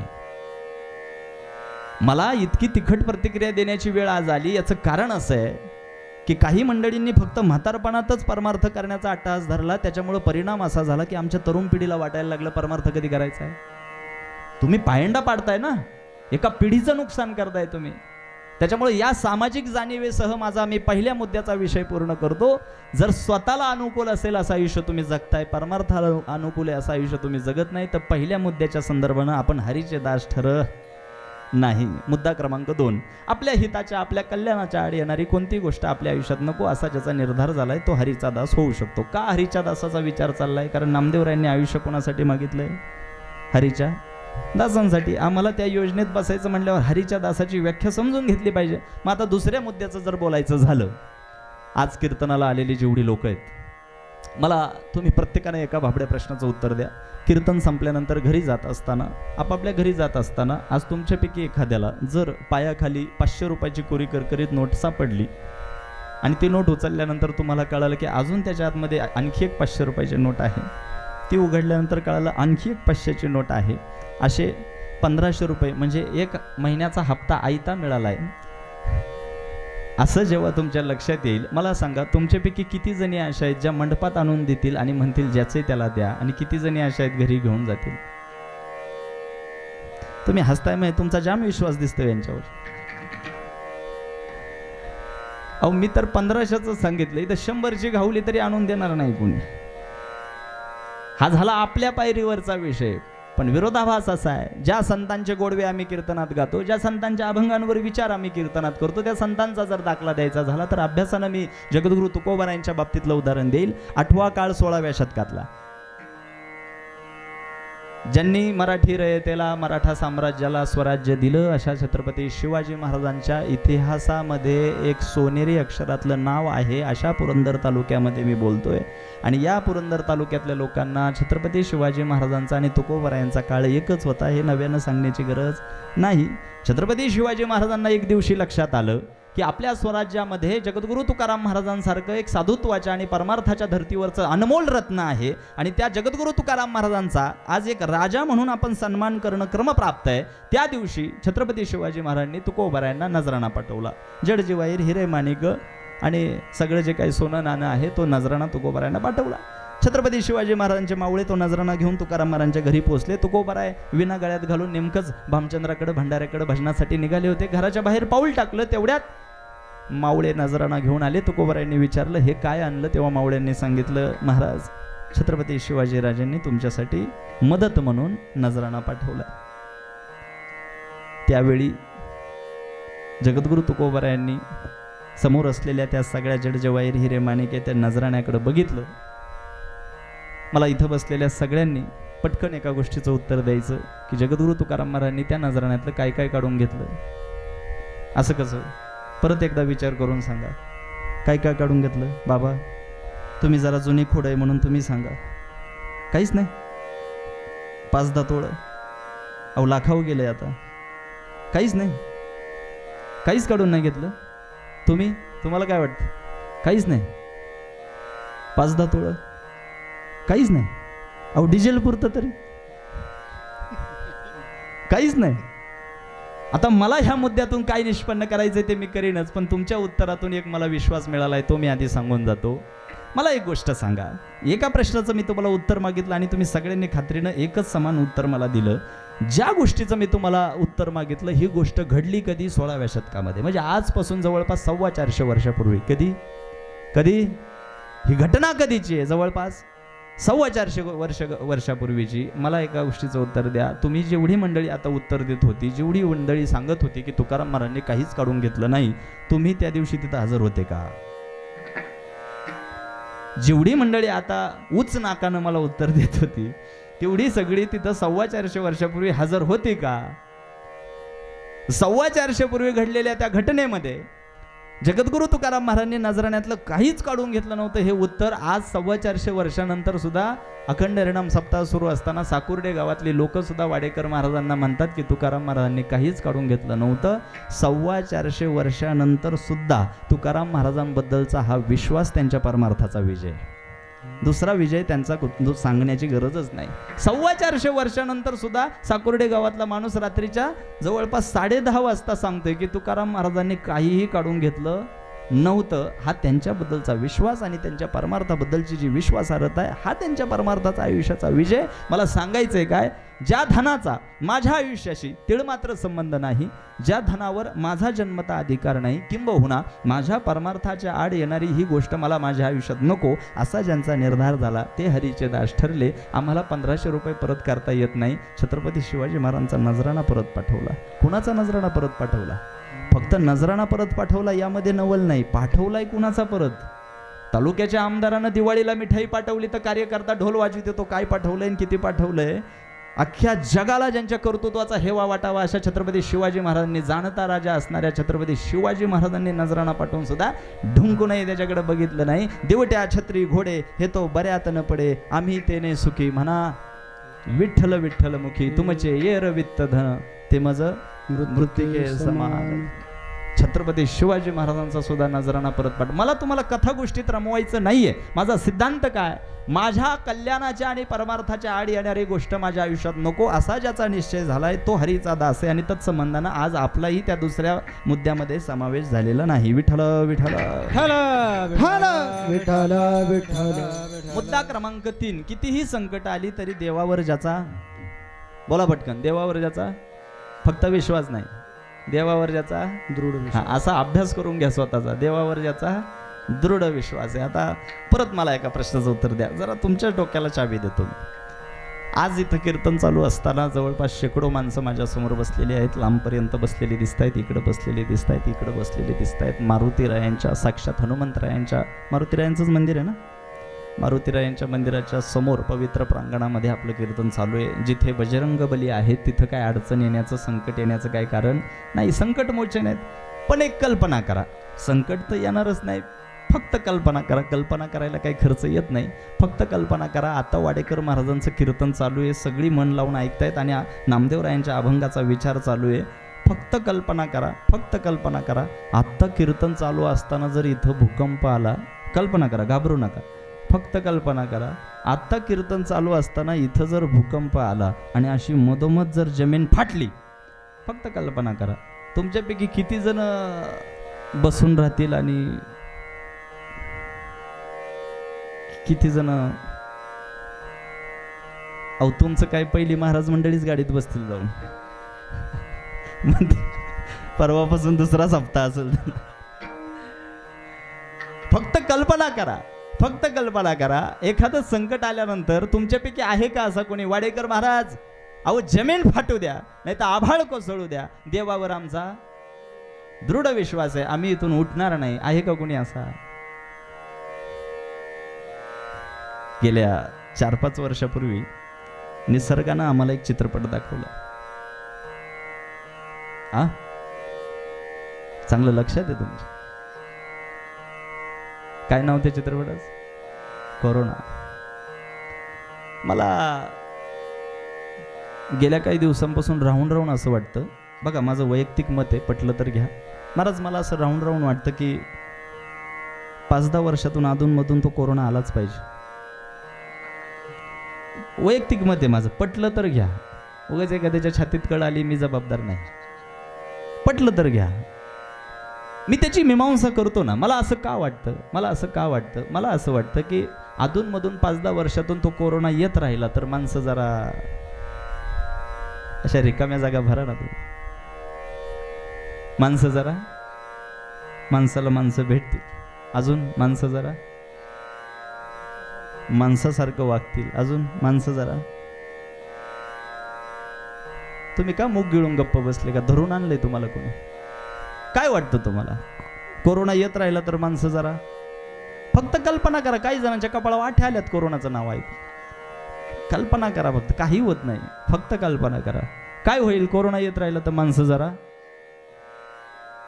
सावध राहतील. अजून माणसं जरा प्रेमानं वागतील. अजून प्रेमाची अपेक्षा आहेच का तुम्हाला? आता तुमची जी काही उत्तरं आली ती उत्तरं अशी आली की माणसं कोरोनामुळं सावध होतील, प्रेमानं वागतील, माणसात येतील, सुधारतील, सावध होतील वगैरे वगैरे. आता तुमच्या सगळ्या उत्तरांचा जर विचार केला तर मला काय असं वाटत नाही की तुमची उत्तरं बरोबर आहेत. अजिबात नाही. ही उत्तरं साफ चुकीची आहे. जर तुमची उत्तरं खरी असती, जर तुमच्या उत्तरामध्ये तथ्य असतं तर मला सांगा, तुम्ही म्हणताय कोरोनामुळं माणसं सावध होतील, जागेवर होतील, चांगलं वागतील. 2-2.5 वर्ष कोरोना होता की नाही आईसाहेब? 2-2.5 वर्ष कोरोना होता. 2.5 वर्ष कोरोना असून सुद्धा माणसं सुधारली आहेत का? माणसं जागेवर आली आहेत का? तुम्ही माझ्या होकारात होकार मिळवावा असं अजिबात मी म्हणणार नाही. माझ्याकडे पुरावा आहे. कोरोनामुळं जर माणसं सुधारणार असती, कोरोनामुळं माणसं जर जागेवर येणार होती तर कोरोनाच्याच काळात लोकांनी घातलेल्या माळा काढल्या नसत्या. काय म्हणतोय मी? मला एकाचा फोन आला. मला म्हटलं चैतन्य महाराज गळ्यात 25 वर्ष माळ होती. ते भूतकाळवाचक होती म्हणल्यावर मी दचकलो. म्हटलं काही गोष्टी फक्त आहे म्हणाव्या लागतात, होती असं म्हणताच येत नाही. काही गोष्टींना फक्त आहेच म्हणावं लागतं. बायको आहे आहे सहन करावीच लागेल, आहे. हे विवाहितांना कळेल मी काय म्हणतोय. काही गोष्टी आहेच म्हणावं लागतं. मला म्हटलं चैतन्य महाराज 25 वर्ष गळ्यात माळ होती. म्हटलं होती म्हणजे काय झालं? मला म्हटलं महाराज माळ होती, कोरोना झाला होता, माळ काढली म्हणून वाचलो. इथं खुजबूज चालली मग आहेत गावात काही जण? नाही ना? नाही ना? बऱ्याच मंडळींचे मला रात्रीचे मेसेज येतात, महाराज या विषयावर नका बोलत जाऊ, ज्याचं त्याला माहिती. आम्ही ऐकतो फक्त तुकोबरायांचं आणि घाबरतो फक्त पांडुरंगाला. बाकी आमचा बोलवता धनी समाजात कोणी नाही. त्याच्यामुळे ह्यांच्या मनाला लागेल आणि श्रोत्यांचं मन दुखेल असा विचार करून बोलणारे आम्ही नाही. ज्ञानदानाची गादी आम्हाला वारस हक्कानं मिळाली आणि देतो तीक्ष्ण उत्तरे पुढे व्हावयासी बरे. नाही भीड भाड तुका म्हणे साना थोर. या नियमानुसार सामाजिक विषयावर भाष्य झालंच पाहिजे. मला ज्याचा फोन आला होता मी त्याला म्हटलं बाळा माळ का काढली? मला म्हटलं महाराज वेळच तशी आली होती, प्रोटीन कमी पडले होते. काय कमी पडले होते? आता बसलेल्या मंडळींनी एकदा ह्या आमच्या महाराज मंडळींच्या चेहऱ्याकडे बघा, वाजवणाऱ्याच्या चेहऱ्याकडे बघा, माझ्या चेहऱ्याकडे बघा, ह्यांच्या चेहऱ्याकडे बघा, मागच्या टाळकऱ्यांच्या चेहऱ्याकडे बघा. आमच्याकडे बघून असं वाटतंय का प्रोटीन कमी येतं आमच्यात? का जीव चाललाय आमचा? आता बाबाचं वय किती? 65 वय झालंय तरी पटकन मुका घेऊशी वाटतं. एवढं अजून तेज आहे चेहऱ्यावर, एवढं तेज आहे चेहऱ्यावर. मला काही वारकरी म्हणतात तुम्ही वारकरी एवढे तेजस्वी का दिसता? अरे एवढं तेजस्वी दिसायला प्युअर व्हेज खावं लागतं, घाण कचरा खाऊन चालत नाही. प्युअर व्हेज खायला लागतं. आम्ही काय कुणाचे खातो, आमचा राम आम्हाला देतो. जगात वारकऱ्याच्या चेहऱ्यावर जेवढं तेज आहे तेवढं कोणाच्या चेहऱ्यावर तेज बघायला भेटत. तुम्ही लय आनंदून जाऊ नका, मी आपलं तेवढ्या पुरतं म्हणलं विठ्ठल विठ्ठल विठ्ठला. तसूभर संकट जाणवल्यानंतर आमचा हात जर माळेला घालत असू, काय म्हणतोय मी, तसूभर जरा महामारीचं संकट दिसलं म्हणून जर आमचा हात माळेपर्यंत जात असेल तर देवावर विश्वास असण्याच्या गप्पा मारण्याचा अधिकार आम्हाला नाही. देवावर विश्वास असण्याच्या गप्पा कोणी मारायच्या? देह जावो अथवा राहो पांडुरंगी, दृढ भावो एक तत्वनाम, दृढ धरी म्हणा. दृढ शब्दाला किंमत आहे. या तिसऱ्याही मुद्द्याच्या संदर्भानं आपला त्या हरीच्या दासाच्या पंक्तीमध्ये समावेश झाला नाही. आज जर आम्हाला हरीचा दासच होता आलं नाही तर नामदेवरायांच्या मागणीनुसार आम्हाला अकल्प आयुष्य मिळणार नाही. नामदेवरायांनी देवाला सांगितलं की देवा तू म्हणतोय ना सगळ्यांना अकल्प आयुष्य देता येणार नाही, मग नको देऊ सगळ्यांना, एक कर अकल्प आयुष्य व्हावे तया कुळा माझे हा सकळा हरीच्या दासा. विठ्ठल विठ्ठल विठ्ठला विठ्ठला विठ्ठला विठ्ठला विठ्ठला. आता बराच वेळ झाला, देव सुद्धा कंटाळला होता. मग देवानं विचारलं, नामदेवराय जवळपास 11:15 वाजत आले, तुमचं अजून काही मागणं असेल तर सांगा. आता नामदेवराय म्हटले, ए बघ देवा, मी जे काही मागितलं ते कोणासाठी मागितलं? आपल्या हरीच्या दासांसाठी मागितलं. अजून काय मागावं बरं, अजून काय मागावं? देव म्हटले, आता 11:15 वाजले, थोडासा वेळ आहे, अजून काय मागायचं असेल तर मागा. मग नामदेवरायाने आणखी एक गोष्ट मागितली अभंगाच्या 2ऱ्या चरणामध्ये. कल्पनेची बाधा न हो कवने काढी हो, कल्पनेची बाधा न हो कवने काढी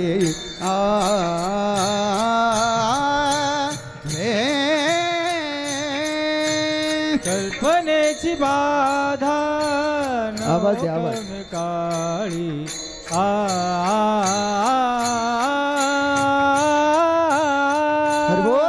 कल्पनेची बाधा न हो कौन काळी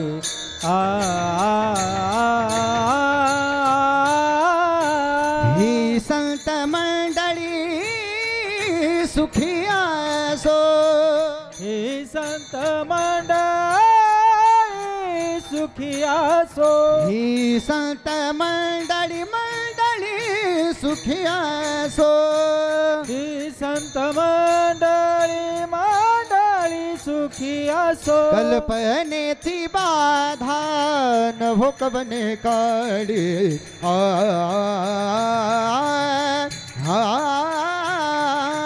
कल्पनेची बाधा न हो कवने काढी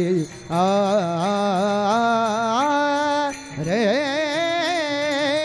कल्पनेची बाधा न हो कौन काळी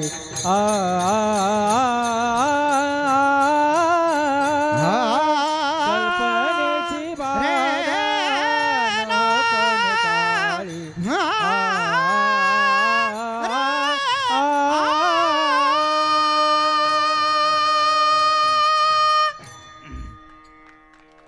काय म्हणणं काय आहे तुमचं, काय कळायलाच मार्ग नाही. देवाने नामदेवरायांना विचारलं, 11:15 वाजलेत, नामदेव बाबा आता काही अजून काही मागत असाल तर पटकन सांगा, पटकन सांगा. अभंगाच्या 2ऱ्या चरणात सांगितलं, कल्पनेची बाधा न हो कवने काळी. आपला काही मिनिटापूर्वी कोरोनाचा विषय झाला.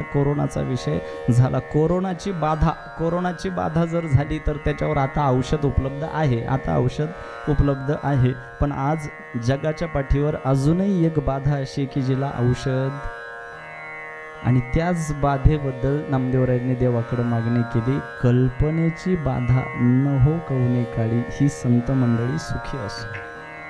आणखी जर काय देत असेल तर एक गोष्ट दे, कल्पनेची बाधा न हो कवने काळी. यांना कल्पनेची बाधा होऊ देऊ. माझ्या घरचे माझ्यावर फार प्रेम करतात, कल्पनेची बाधा. माझी बायको माझ्यावर फार प्रेम करते, कल्पनेची बाधा. माझा भाऊ माझ्यावर फार प्रेम करतो, कल्पनेची. गावामध्ये माझा फार सन्मान आहे, कल्पनेची बाधा. ही बाधा झालेले ओळखायचे कसे? रोज इस्त्री करून स्टार्चचे कपडे घालून जे पारावर येऊन गप्पा मारतात, कल्पनेची. माझ्यासारखं मृदंग वादन कोणालाच येत नाही, कल्पनेची बाधा. या जगाच्या पाठीवर माझ्यासारखा व्याख्याता, शाब्दिक शृंगारानं व्याख्यान देणारा कोणीही त्या ठिकाणी वक्ता दुसरा नाही, कल्पनेची. माझ्यासारखा आलाप आणि माझ्यासारखा राग कुणीच आळवत नाही, कल्पनेची. राग आळवणं वेगळं, राग काढणं वेगळं. आणि आता बरेच गायक राग काढताना दिसतात. ते गायन करतात का बसलेल्यांवर राग काढतात तेच कळायला मार्ग नाही. ते आता काय अनेक गोष्टी आहेत, पण आता झाकली मूठ हे तुम्हाला माहीत असलेले प्रमाण आहेत, पण आपलं त्याच्यावर बोलायचं नाही. पखवाज वाजवणारे कमी झालेत, बडावणारे जास्त झाले. वाजवणं असलं पाहिजे, नाही तर ते अलीकडल्या काळात जे नवीन ॲडमिशन संप्रदाय झाले, तो का म्हणे माझे ये बाई मला हा चोरच शोधायचा होता कोण, आणि हे सापडलं बरोबर. आता याचं पाकिट कमी करा बरं का उद्या तुम्ही. 500 कट. माझ्या बोलण्यातून सहज विनोद निर्मिती जरी झाली तरी ही अशी परिस्थिती आपल्याला नको आहे. आपल्याला पूर्वजांनी जो आमूलाग्र ठेवा आपल्या हातात दिलाय तो जसाच्या तसा पुढे न्यायचा आहे. आपल्याला त्याच्यामध्ये हे असा शृंगार आणायचा नाही. आपल्याला जे ऑर्गॅनिक आहे, जे नैसर्गिक आहे ते जसाच्या तसं ठेवायचं. मी सांगतोय कशासाठी, जे आमच्याकडं नाहीये ते दाखवणं म्हणजे कल्पनेची. ज्ञान नाहीये पण ज्ञान असल्यासारखं मिरवणं कल्पनेची. बुद्धिमत्ता तितक्या उंचीची नाहीये पण तरी सुद्धा तितक्या उंचीच्या बुद्धिमत्तेचा आव आणून समाजात वागायचं कल्पनेची. मानसशास्त्राच्या संबंधानं, सायकोलॉजीच्या संबंधानं हा विचार फार महत्वाचा आहे. समाजामध्ये अनेक काही लोक आहे की काही चुकीचे भ्रम घेऊन जगताना दिसतात, स्वतःच्या काही समजुती जोपासताना दिसतात. काही सुशिक्षितांना कळेल, इंग्रजी लिटरेचरमध्ये सबकॉन्शियस माइंड म्हणून एक विषय आलाय. जे इंग्लिश लिटरेचर आहे, इंग्रजी संत साहित्य जे आहे तिकडचं, त्याच्यामध्ये हा विषय आलेला आहे. मानसशास्त्राच्या संबंधानं आपल्या स्वतःच्या काही समजुती करून घेणं आणि त्या समजुती जोपासत राहणं याला कल्पनेची बाधा म्हणतात. समाजाला याचं काहीही पडलेलं नाहीये तरी सुद्धा याला वाटतं की समाज माझ्याशिवाय शून्य आहे कल्पनेची. हा गेल्यानंतर घरच्यांचं सुद्धा काही अडणार नाहीये तरी याला वाटतं माझं, मी गेल्यानंतर माझ्या घराचं कल्पनेची. आपल्याकडं नसलेली गोष्ट आपल्याला स्वतःला कायम सातत्यानं जाणवत राहणं कल्पनेची. आणि त्याच संबंधानं माझ्या अभ्यासानं मला असं वाटतं की नामदेवरायांनी दुसऱ्या चरणामध्ये जी गोष्ट देवाकडे मागितली ती फार महत्वाची मागितली की देवा अजूनही जर तुला काय वाटत असेल मी मागावतं आणखी एक गोष्ट, कल्पनेची बाधा न हो कवने काळी ही संत मंडळी सुखी असो. पुन्हा देवाने लक्षात आणून दिलं, नामदेवराय 10:50 झालेत, आता माझी पण झोपायची वेळ झाली. नामदेवराय आणखी काय मागायचं असेल तर सांगा. आणखी एक महत्वाची गोष्ट नामदेवरायांनी अभंगाच्या 3ऱ्या चरणामध्ये आम्हाला अहंकाराचा वारा न लागो राजसा, अहंकाराचा वारा न लागो राजसा, अहंकाराचा वारा न लागो राजसा, अहंकाराचा वारा न लागो राजसा, अहंकाराचा वारा न लागो राजसा, अहंकाराचा वारा न लागो राजसा, अहंकाराचा वारा न लागो राजसा, अहंकाराचा वारा न लागो राजसा. माझी या विष्णुदासा भाविकासी, माझी या विष्णुदासा भाविकासी, कल्पनेची बाधा न हो कवने काळी, कल्पनेची बाधा न हो कवने काळी. माझी या सकळ भाविकासी, माझी या विष्णुदास भाविकासी, कल्पनेची बाधा न हो कवने काळी, कल्पनेची बाधा न हो कवने काळी, कवने काळी. नामदेव महाराजांनी देवाकडे आजच्या अभंगामध्ये ज्या ज्या गोष्टी मागितल्या त्या गोष्टींचा क्रम जर आम्ही बघितला, सुरुवातीपासून जेवढ्यांनी कीर्तन लक्ष देऊन ऐकले त्यांच्यासाठी सांगतो. नामदेव महाराजांनी आजच्या अभंगामध्ये जेवढ्या जेवढ्या गोष्टी देवाकडे मागितलेल्या आहेत त्या गोष्टींचा क्रम जर आम्ही तपासला तर तो क्रम आपल्या अत्यंत वैचारिक उंचीचा किंबहुना आमच्या व्यक्तिमत्व विकासाचा ठरू शकतो. कसा? नामदेवरायांनी देवाकडे सगळ्यात आधी अकल्प आयुष्य मागितलं. काय मागितलं? अकल्प आयुष्य मागितलं. कारण नामदेवरायांना माहिती होतं जर आयुष्यच नसेल तर पुढची साधनं आम्हाला करता येणार नाही. जव हे सकळ सिद्ध आहे हात चालावया पाय, तव तू आपुले स्वहित पाहे तीर्थयात्रे जाय. चुकू नको, जोपर्यंत हे आहे तोपर्यंतच आम्हाला विचार करता येईल. जबवरी देह आहे तबवरी साधन करून या ज्ञान सिद्ध करा. काय सांगितलं आम्हाला संतांनी? जोपर्यंत हे व्यवस्थित आहे तोपर्यंतच करता येईल ना. गाडी व्यवस्थित असेल तर प्रवास होईल की नाही? अजून किती सोपं करून सांगू.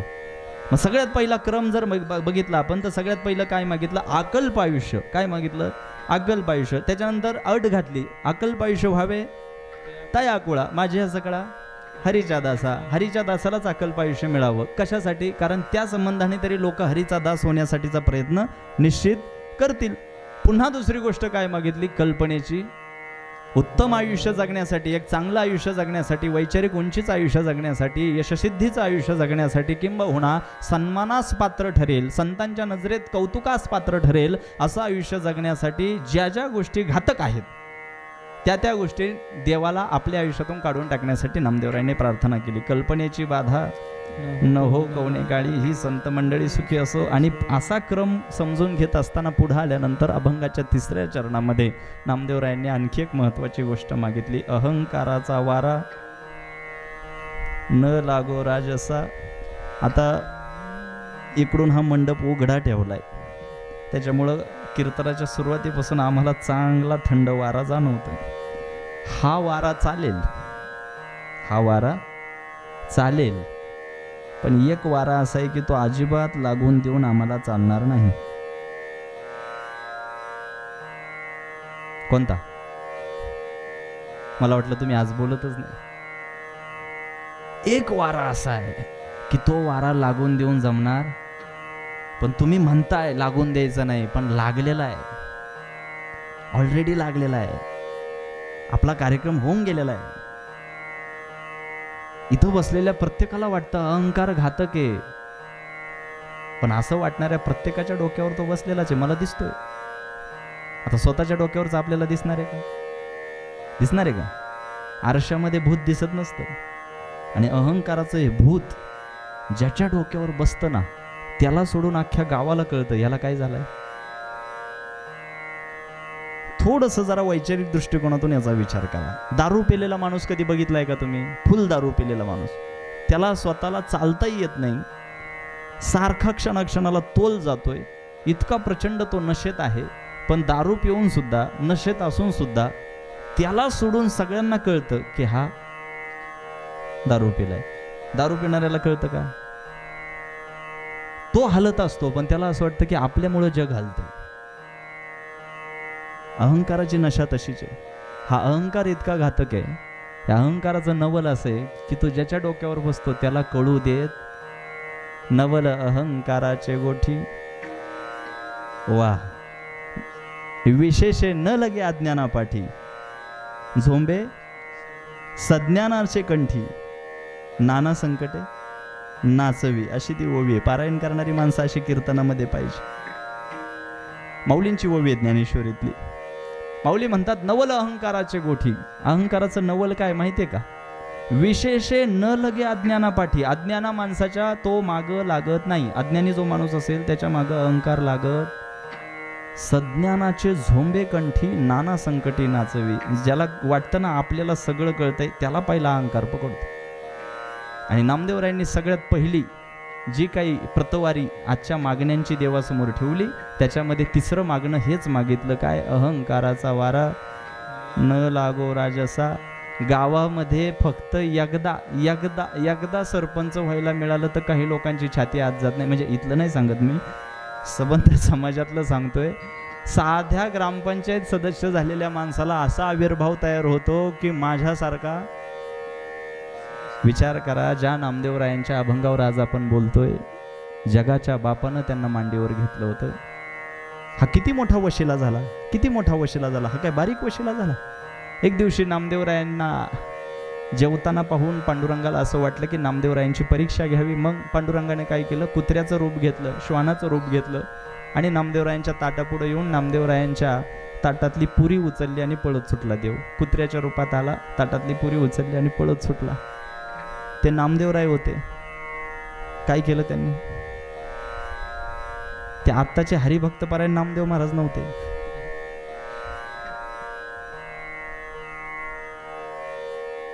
आता एक जण देवपूजा करत होता. देवपूजा करताना कुत्रा आलं, त्याने देव फेकून मारला कुत्र्याला. पण ते नामदेवराय होते. मग त्यांनी बघितलं की कुत्रा आलं, आपल्या ताटातली पुरी उचलली आणि ते कुत्रं पळत सुटले. नामदेवरायांनी तू तुपाची वाटी उचलली आणि त्या कुत्र्याच्या मागं पळत सुटले आणि आवाज देऊ लागले, पांडुरंगा नुसती पुरी खाऊ नको रे, तुझं पोट दुखल, ही तुपाची वाटी सुद्धा त्याच्या सोबतीला घे.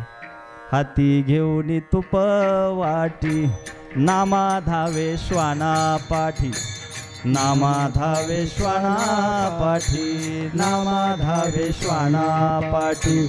हाती घेऊन तुपावाटी नामाधा विश्वाना पाठी, नामाधा विश्वाना पाटी, नामाधा विश्वाना पाटी. हे हाती घेऊन तुप वाटी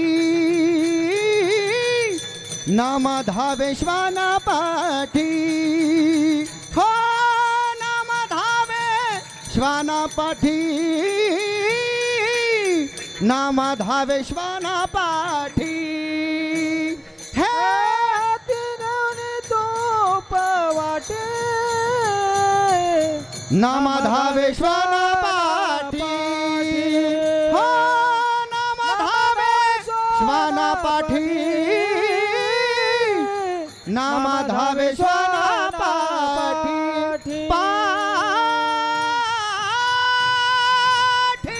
हाती घेऊन तुप वाटी नामा धावे श्वाना पाठी. कुत्र्याच्या मागं तुपाची वाटी घेऊन पळणारे नामदेव महाराज. मला माझा विषय पूर्ण करायचा आहे. एवढी मोठी उंची, देवाच्या सोबत गप्पा मारणारे, कुणासोबत? देवासोबत गप्पा मारणारे नामदेव राय. पण आपली दृष्टी एवढी त्यांनी समान ठेवली, आपली दृष्टी एवढी साधारण ठेवली की कुत्र्यामध्ये सुद्धा त्यांनी काय बघितला? पांडुरंग बघितला. आणि अशा वृत्तीवर स्थिर झालेले नामदेवरायच म्हणू शकतात, अहंकाराचा वारा न लागो राजसा माझ्या विष्णुदासा. भाविकाशी परमार्थ करू पाहणाऱ्या, प्रपंच करत असताना भक्ती करू पाहणाऱ्या, किंबहुना कीर्तन ऐकवत असताना प्रत्येकाला जर वाटलं की आम्हालाही अभंग कळावा, आम्हालाही परमार्थ कळावा, परमार्थ कळू पाहणाऱ्या आणि परमार्थ करू पाहणाऱ्या प्रत्येकासाठी सगळ्यात आधी घातक जर काय ठरणार असेल तर तो आहे अहंकार. सगळ्यात पहिली धोक्याची घंटा काय असेल ती आहे अहंकाराची. विशेषे न लगे अज्ञानापाठी. अज्ञानाच्या मागं लागतच नाही अहंकार, पहिला सज्ञानाला धरतो. ज्याला जास्त कळतंय त्याच्या डोक्यावर तो बसलेला दिसतो. आणि नामदेवरायांनी तिसरं मागणं मागितलं, अहंकाराचा वारा न लागो राजसा माझ्या विष्णुदासा भाविकासी. आता उरलेल्या चरणावर प्रकाश टाकण्या अगोदर एकदा पांडुरंगाचं मोठ्या प्रेमानं आपण भजन करायचं. पण भजन भजनासारखं झालं पाहिजे. ताट बसायचं आणि तुमची मरगळ घालवण्यासाठी माझ्याकडे एक उपाय. आपले दोन्ही हात वर करा, दोन्ही हात वर. शाबास. ज्यांना दोन आहे त्यांनी दोन करा, दोन्ही वर. झालं आता थोडीच वेळ, अजून काही जास्त माझा त्रास तुम्हाला होणार नाही. पांडुरंगाचं एकदा भजन करू आणि आपला समारोप करून घेऊ. फक्त आजच्या कीर्तनातली शेवटची विनंती की हात वर करून इतक्या आनंदानं भजन करा. मारुतीराय सुद्धा बाहेर भजनात येऊन नाचले पाहिजे. दोन्ही हात वर करा, हात वर. लगेच हात खाली करायला लागले. दोन्ही हात वर, दोन्ही इकडं, दोन्ही मागं, दोन्ही हात वर. आपापलेच करा. ती बाई दुसऱ्या बाईचा हातोडी देऊ. दोन्ही हात वर. एक टाळीत आणि एक मुखात भजन करायचं. विठोबा रखू माई, विठोबा रखो माई, विठोबा रखू माई. विठोबा रखो एक माई. एक टाळी, एक टाळी, एक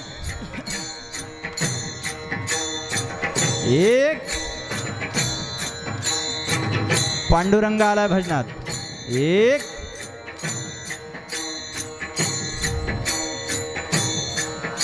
हरि जय जय, हरि जय जय, हरि जय जय, हरि जय जय, हरि जय जय, हरि जय जय, हरि जय जय, हरि एक जय जय, हरि हरि हरि हरि हरि हरि जय जय, हरि हरि हरि हरि हरि हरि जय जय, हरि हरि हरि हरि हरि जय जय, हरि हरि हरि हरि हरि जय हरि जय जय, हरि जय, हरि जय जय, हरि जय हरि जय जय, हरि जय.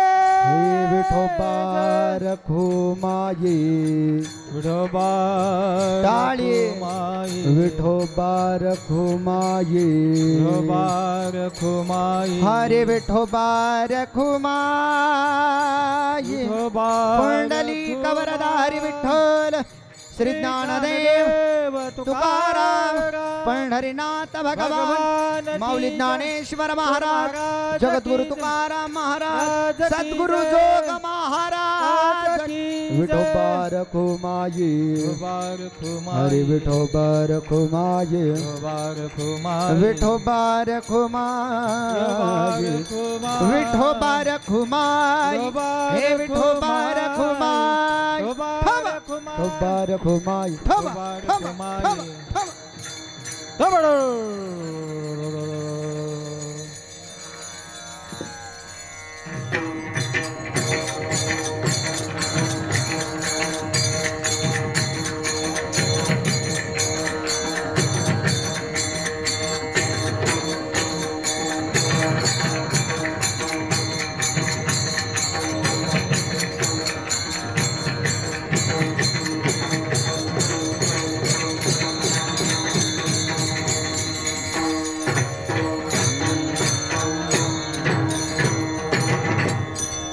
तुम्हाला हात खाली करायला सांगितलं का मी? जाऊ द्या, राहू द्या, राहू द्या. झाली आता वेळ म्हणती आणा शिदोऱ्या. बोलणारा किती आवडीनं बोलत राहिला तरी ऐकणारा तितक्या आवडीनं ऐकतो, काही बघावं लागतं. वेळेची मर्यादा आहे, विषयाचं भान, प्रसंगाचं गांभीर्य राखावं लागतं. बऱ्याचदा विषय पूर्ण करता करता वेळेचा काटा पुढे जातो. पण मी इथे येऊन उभे राहीपर्यंत मला वाटतं 9:15 वाजले होते. व त्या अर्थानं थोडेसे 2 तासाचा माझा जो वेळ आहे ते मी पूर्ण केलाय. अनेकदा बोलणारा आवडीनं बोलत राहतो, पण ऐकणारे तितक्या आवडीनं ऐकतच असतील असं नाही. कीर्तनं किती तास ऐकली हे महत्वाचं नाही. कीर्तनात ऐकलेला तत्वसिद्धांत आमच्या आयुष्याशी आम्ही जोडून पाहिलाय का हे महत्वाचं आहे. ज्ञानोबा तुकोबारायांनी या वारकरी संप्रदायाने आम्हाला एक अत्याधुनिक विचारांची बैठक दिली आहे. हे नित्य नूतन व्यासपीठ जे आहे, 16व्या शतकातला 12व्या शतकातला विचार आज 21व्या शतकामध्ये सुद्धा आमच्या आयुष्याला आलेली जी जळमट आहे, जी काजळी आहे, ती जर काढण्याचं काम करत असेल तर ती काजळी आम्ही काढून घेतली पाहिजे. आज अखंड सप्ताहाचा 7वा दिवस आहे आणि कीर्तन परंपरेनुसार आज मागण्याचा जर दिवस असेल, मागणीपर प्रकरणातला जर दिवस असेल, तर नामदेवरायांकडून आम्ही शिकावं की देवाकडं काय मागावं. मग आज त्यांनी पहिल्या चरणात मागितलं की अकल्प आयुष्य व्हावे तया कुळा माझ्या सकळा हरीच्या दासा. मग आपण एकच मागायचं की जर नामदेवरायांनी देवा तुझ्याकडं अकल्प आयुष्य हरीच्या दासांसाठी मागितलंय की तर आम्हाला एकच दे, आम्हाला हरीचा दास होण्याची बुद्धी दे. एवढं एक आपण त्याच्याकडं मागायचं. नामदेवरायांनी दुसऱ्या चरणात मागितलंय कल्पनेची बाधा न हो कवणे काळी ही संत मंडळी सुखी असो. मग आपण काय मागायचं? देवा नामदेवरायांनी मागितल्याप्रमाणे आम्हाला सुद्धा कल्पनेची बाधा होऊ देऊ नकोस. नामदेवरायांनी तिसऱ्या चरणात काय मागितलं? अहंकाराचा वारा न लागो राजसा माझ्या विष्णुदासा भाविकासी. नामदेवराय विष्णुदासांना माझ्या म्हणतात, माझ्या विष्णुदासा. आपुलकी प्रेम प्रत्येक संतांची एक ओळख आहे. वैराग्य म्हटलं की तुकाराम महाराज, ज्ञान म्हटलं की ज्ञानेश्वर महाराज, शांती म्हटलं की एकनाथ महाराज आणि प्रेम म्हटलं नामदेव महाराज. प्रत्येक संतांचा एक कार्याचा ठसा आहे. तसं नामदेवरायांनी ठरवून सुद्धा त्यांची जी मूळ ओळख आहे ती आजच्या अभंगामध्ये लपलेली नाही. कोणती ओळख? प्रेमाची ओळख. ते विष्णुदासांचं नाव घेत असताना फक्त विष्णुदास नाही म्हणत, माझ्या विष्णुदासा भाविकाशी. माझ्या प्रेम लपतच नाही हो, माझ्या विष्णुदासा भाविकास. लोकमान्य टिळकांची एक गोष्ट लहानपणी शाळेत असताना मास्तरांनी शिकवली होती. बाळ गंगाधर टिळक वर्गामध्ये शिकत असताना शिक्षक देशाचा नकाशा घेऊन वर्गामध्ये आले. त्यांनी डाव्या हातात तो देशाचा नकाशा पकडला आणि उजव्या हातानं काठीनं त्या नकाशाकडे दाखवून उपस्थित वर्गातल्या सगळ्या मुलांना विचारलं, हा नकाशा कशाचा आहे? एक मुलगा म्हटला, हा नकाशा भारताचा आहे. दुसरा म्हटला, हा नकाशा इंडियाचा आहे. वेगवेगळी उत्तर आली. गुरुजींचं काही समाधान होईना. तेवढ्यात बाळ गंगाधर टिळकांचा नंबर आला. उठले, तडा तडा तडा पुढं चालत गेले आणि डाव्या हातानं तो नकाशा स्वतःच्या हातात धरला, उजवा हात स्वतःच्या छातीवर ठेवला आणि कडाडले बाळ गंगाधर टिळक की गुरुजी, हा नकाशा माझ्या भारत देशाचा आहे. माझा म्हणण्यामध्ये जे प्रेम आहे माझं म्हणण्यामध्ये जे प्रेम आहे, आपुलकी आहे, ही प्रेमाची खूण आहे. तसं नामदेव महाराज प्रेम स्वरूप आहेत याचा पुरावा याही अभंगात मिळाला. माझ्या विष्णुदासा भाविकास, या सोनं किती जरी झाकलं तरी ते चमकल्याशिवाय राहत नाही. आणि नामदेवरायांची ही प्रेम स्वरूप असल्याची जी खूण आहे या ठिकाणी दिसली. अहंकाराचा वारा न लागो राजसा, माझ्या विष्णुदासा भाविकासे. आता पांडुरंगानं सांगितलं, नामदेवराय आता झोपायची वेळ झाली, आता तुमचं उरकलं पाहिजे. हां, आता तुमचं उरकलं पाहिजे. लोक ऐकतात म्हणून किती सांगत बसायचं का, उरकलं पाहिजे. देवानं नामदेवरायांना विचारलं, नामदेवराय आता तुम्ही बी घरी जा, मला बी झोपू द्या. तेवढ्यात नामदेवराय म्हटले, देवा आज तू मला स्वतःहून मागा म्हटला म्हणून मी सगळं काही हरीच्या दासांसाठी, वारकऱ्यांसाठी, संत मंडळींसाठी, हरीच्या दासांसाठी, पारमार्थिकांसाठी मागितलं. पण देवा आज तू माग म्हटला आणि म्हणून मी मागितलं, आणि आज मागण्याची बुद्धी झाली म्हणून हरीच्या दासांसाठी मागितलं. पण जर आज मागण्याचा विषय झालाच आहे तर जाता जाता आणखी एक शेवटची गोष्ट दे. कोणती? नामा म्हणत या असावे कल्याण, नामा म्हणत या असावे कल्याण, नाम म्हणत सावे कल्याण, नाम म्हणत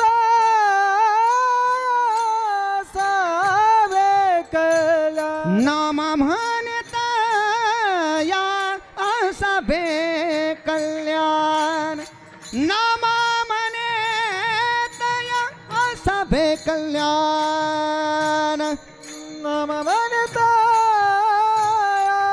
सावे कल्याण, नाम म्हणत सावे कल्याण. ज्यामुखी निधान पांडुरंग पांडुरंग, ज्यामुखी निधान पांडुरंग पांडुरंग, कल्पनेची बाधा न कवने काळी, कल्पनेची बाधा न कवने काळी. ज्यामुखी निधान पांडुरंगा, ज्यामुखी निधान पांडुरंगा, कल्पनेची बाधा न हो कोणे काळी, कल्पनेची बाधा न हो कोणे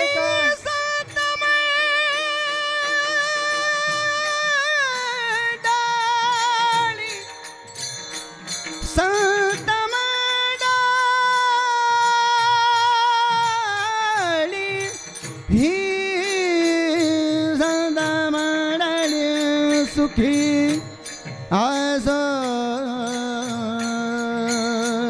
संत, हे संत मंडळी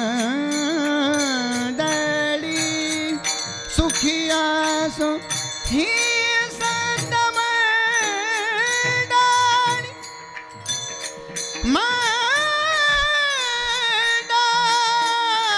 मंडळी, ही संत मंडळी सुखी असो. हे संत मंडळी जय आ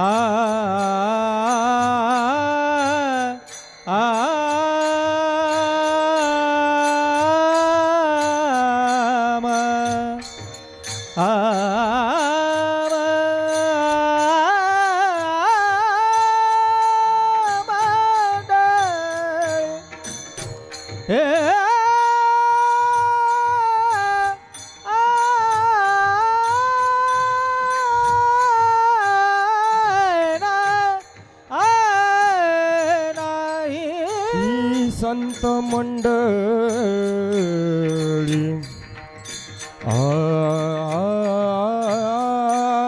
आरणा,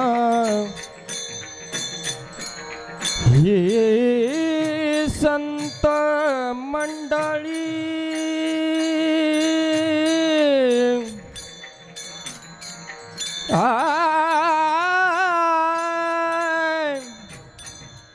हे ना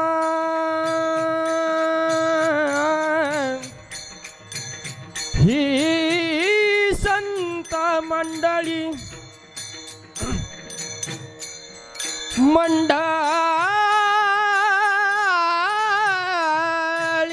ही संत मंडळी सुखे असो सुखी हे असो ही संत सुखी असो ही संत मंडळी राम सुखी आज ही संत मंडळी सुखी कल्पनेची बाधा न हो कबने काळे कल्पनेची बाधा न हो कबने काळे ज्ञानेश्वर माऊली ज्ञानराज माऊली तुकाराम ज्ञानेश्वर माऊली ज्ञानराज माऊली महाराज ज्ञानेश्वर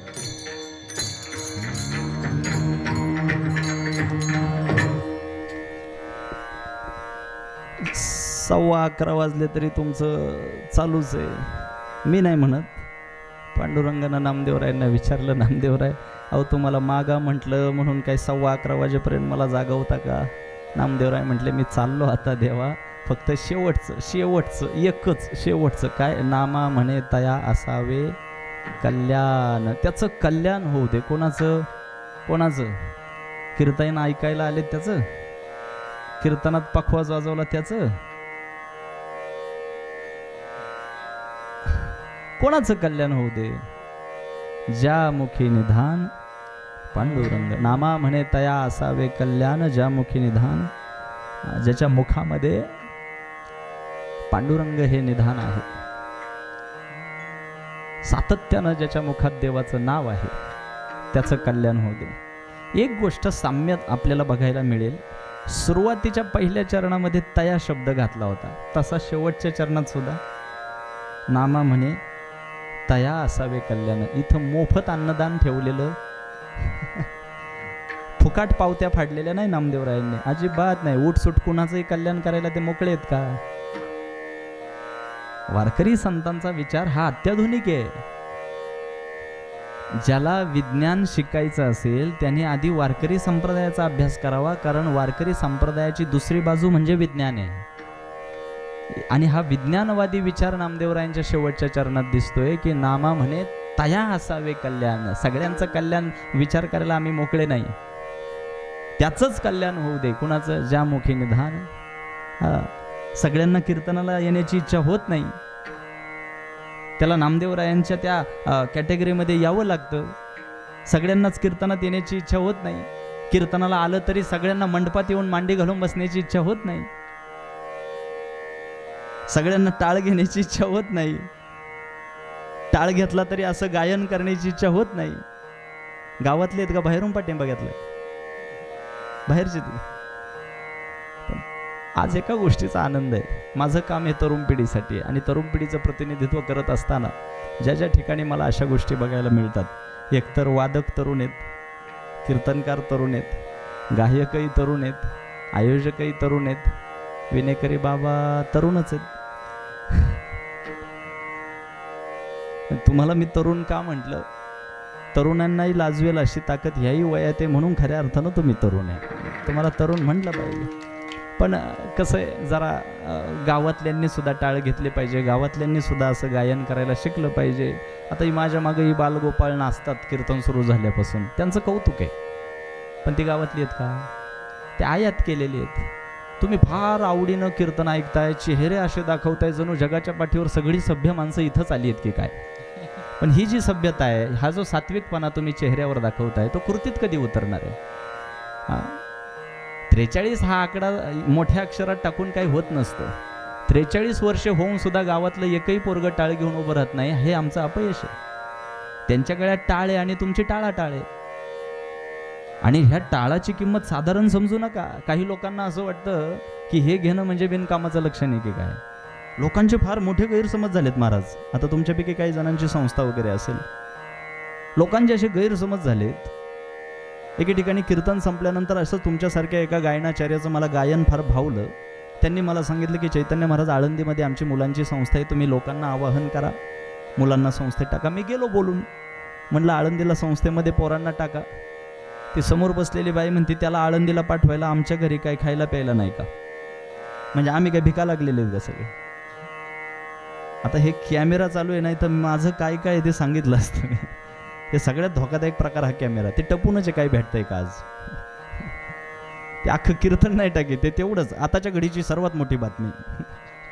ते भल्याभल्यांचा कार्यक्रम झालाय, त्याच्यामुळं मी थोडंसं मर्यादित बोलतोय. नाही तर ते काही लोकांना वाटतं की हे धोत्रावाले आहेत. भ्रमात राहू नका, सरकार बदलण्याची ताकद आहे धोत्रात. त्याच्यामुळे ते बाकीचं काय आता सांगायची गरज मला पडू नये. मुद्दा एवढाच आहे की कीर्तन ऐकायला आलेल्यांनी वैशिष्ट्यानं इकडं बघून का बोलतोय, कारण घरातली संस्काराची दोरी महिलांच्या हातात असते. इकडे हे हा सगळा दगडी कारभार आहे, इकडे काय बोलून उपयोग नाही.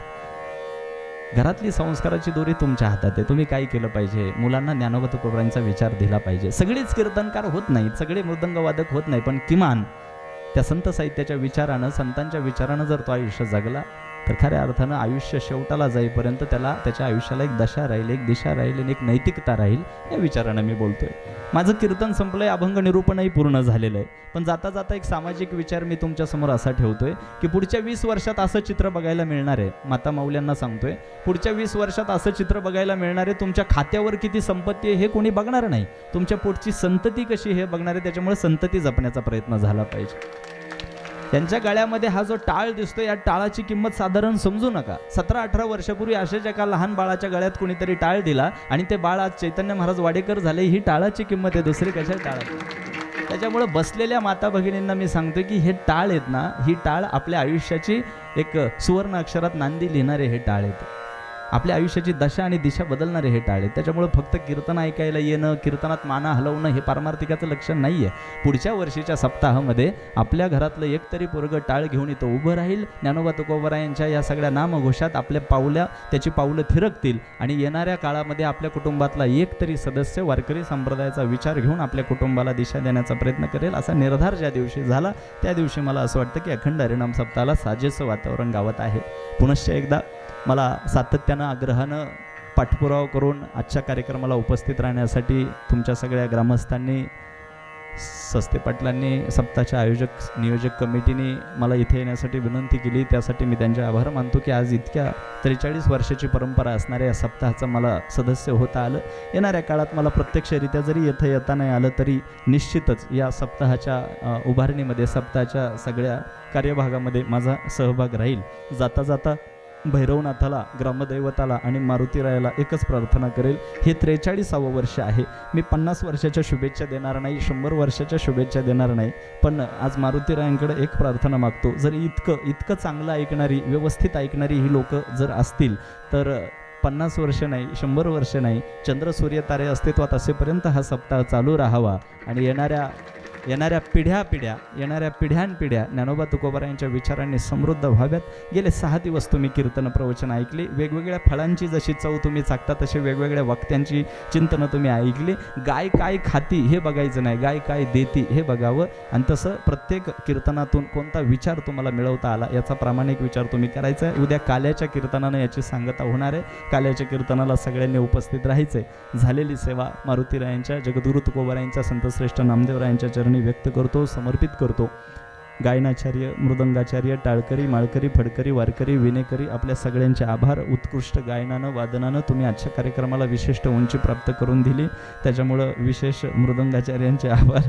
येणाऱ्या काळामध्ये वारकरी संप्रदायाचा जो बाज आहे तो तुम्ही टिकवाल आणि कमीत कमी धोतर घालून वाजवायला बसाल अशी अपेक्षा व्यक्त करतो. आणि पुनश्च एकदा माझ्या वाणीला विराम देत असताना आजच्या कीर्तनातला प्रत्येक विचार आपल्या अंतःकरणाशी बांधून देवाकडं काय मागायचं आणि कोणासाठी मागायचं याचा अभ्यास घेऊनच तुम्ही घरी जाल अशी माफक अपेक्षा व्यक्त करून मादिंडा विराम देतो. विठ्ठल जय जय विठ्ठल. हा विठ्ठल जय जय विठ्ठल.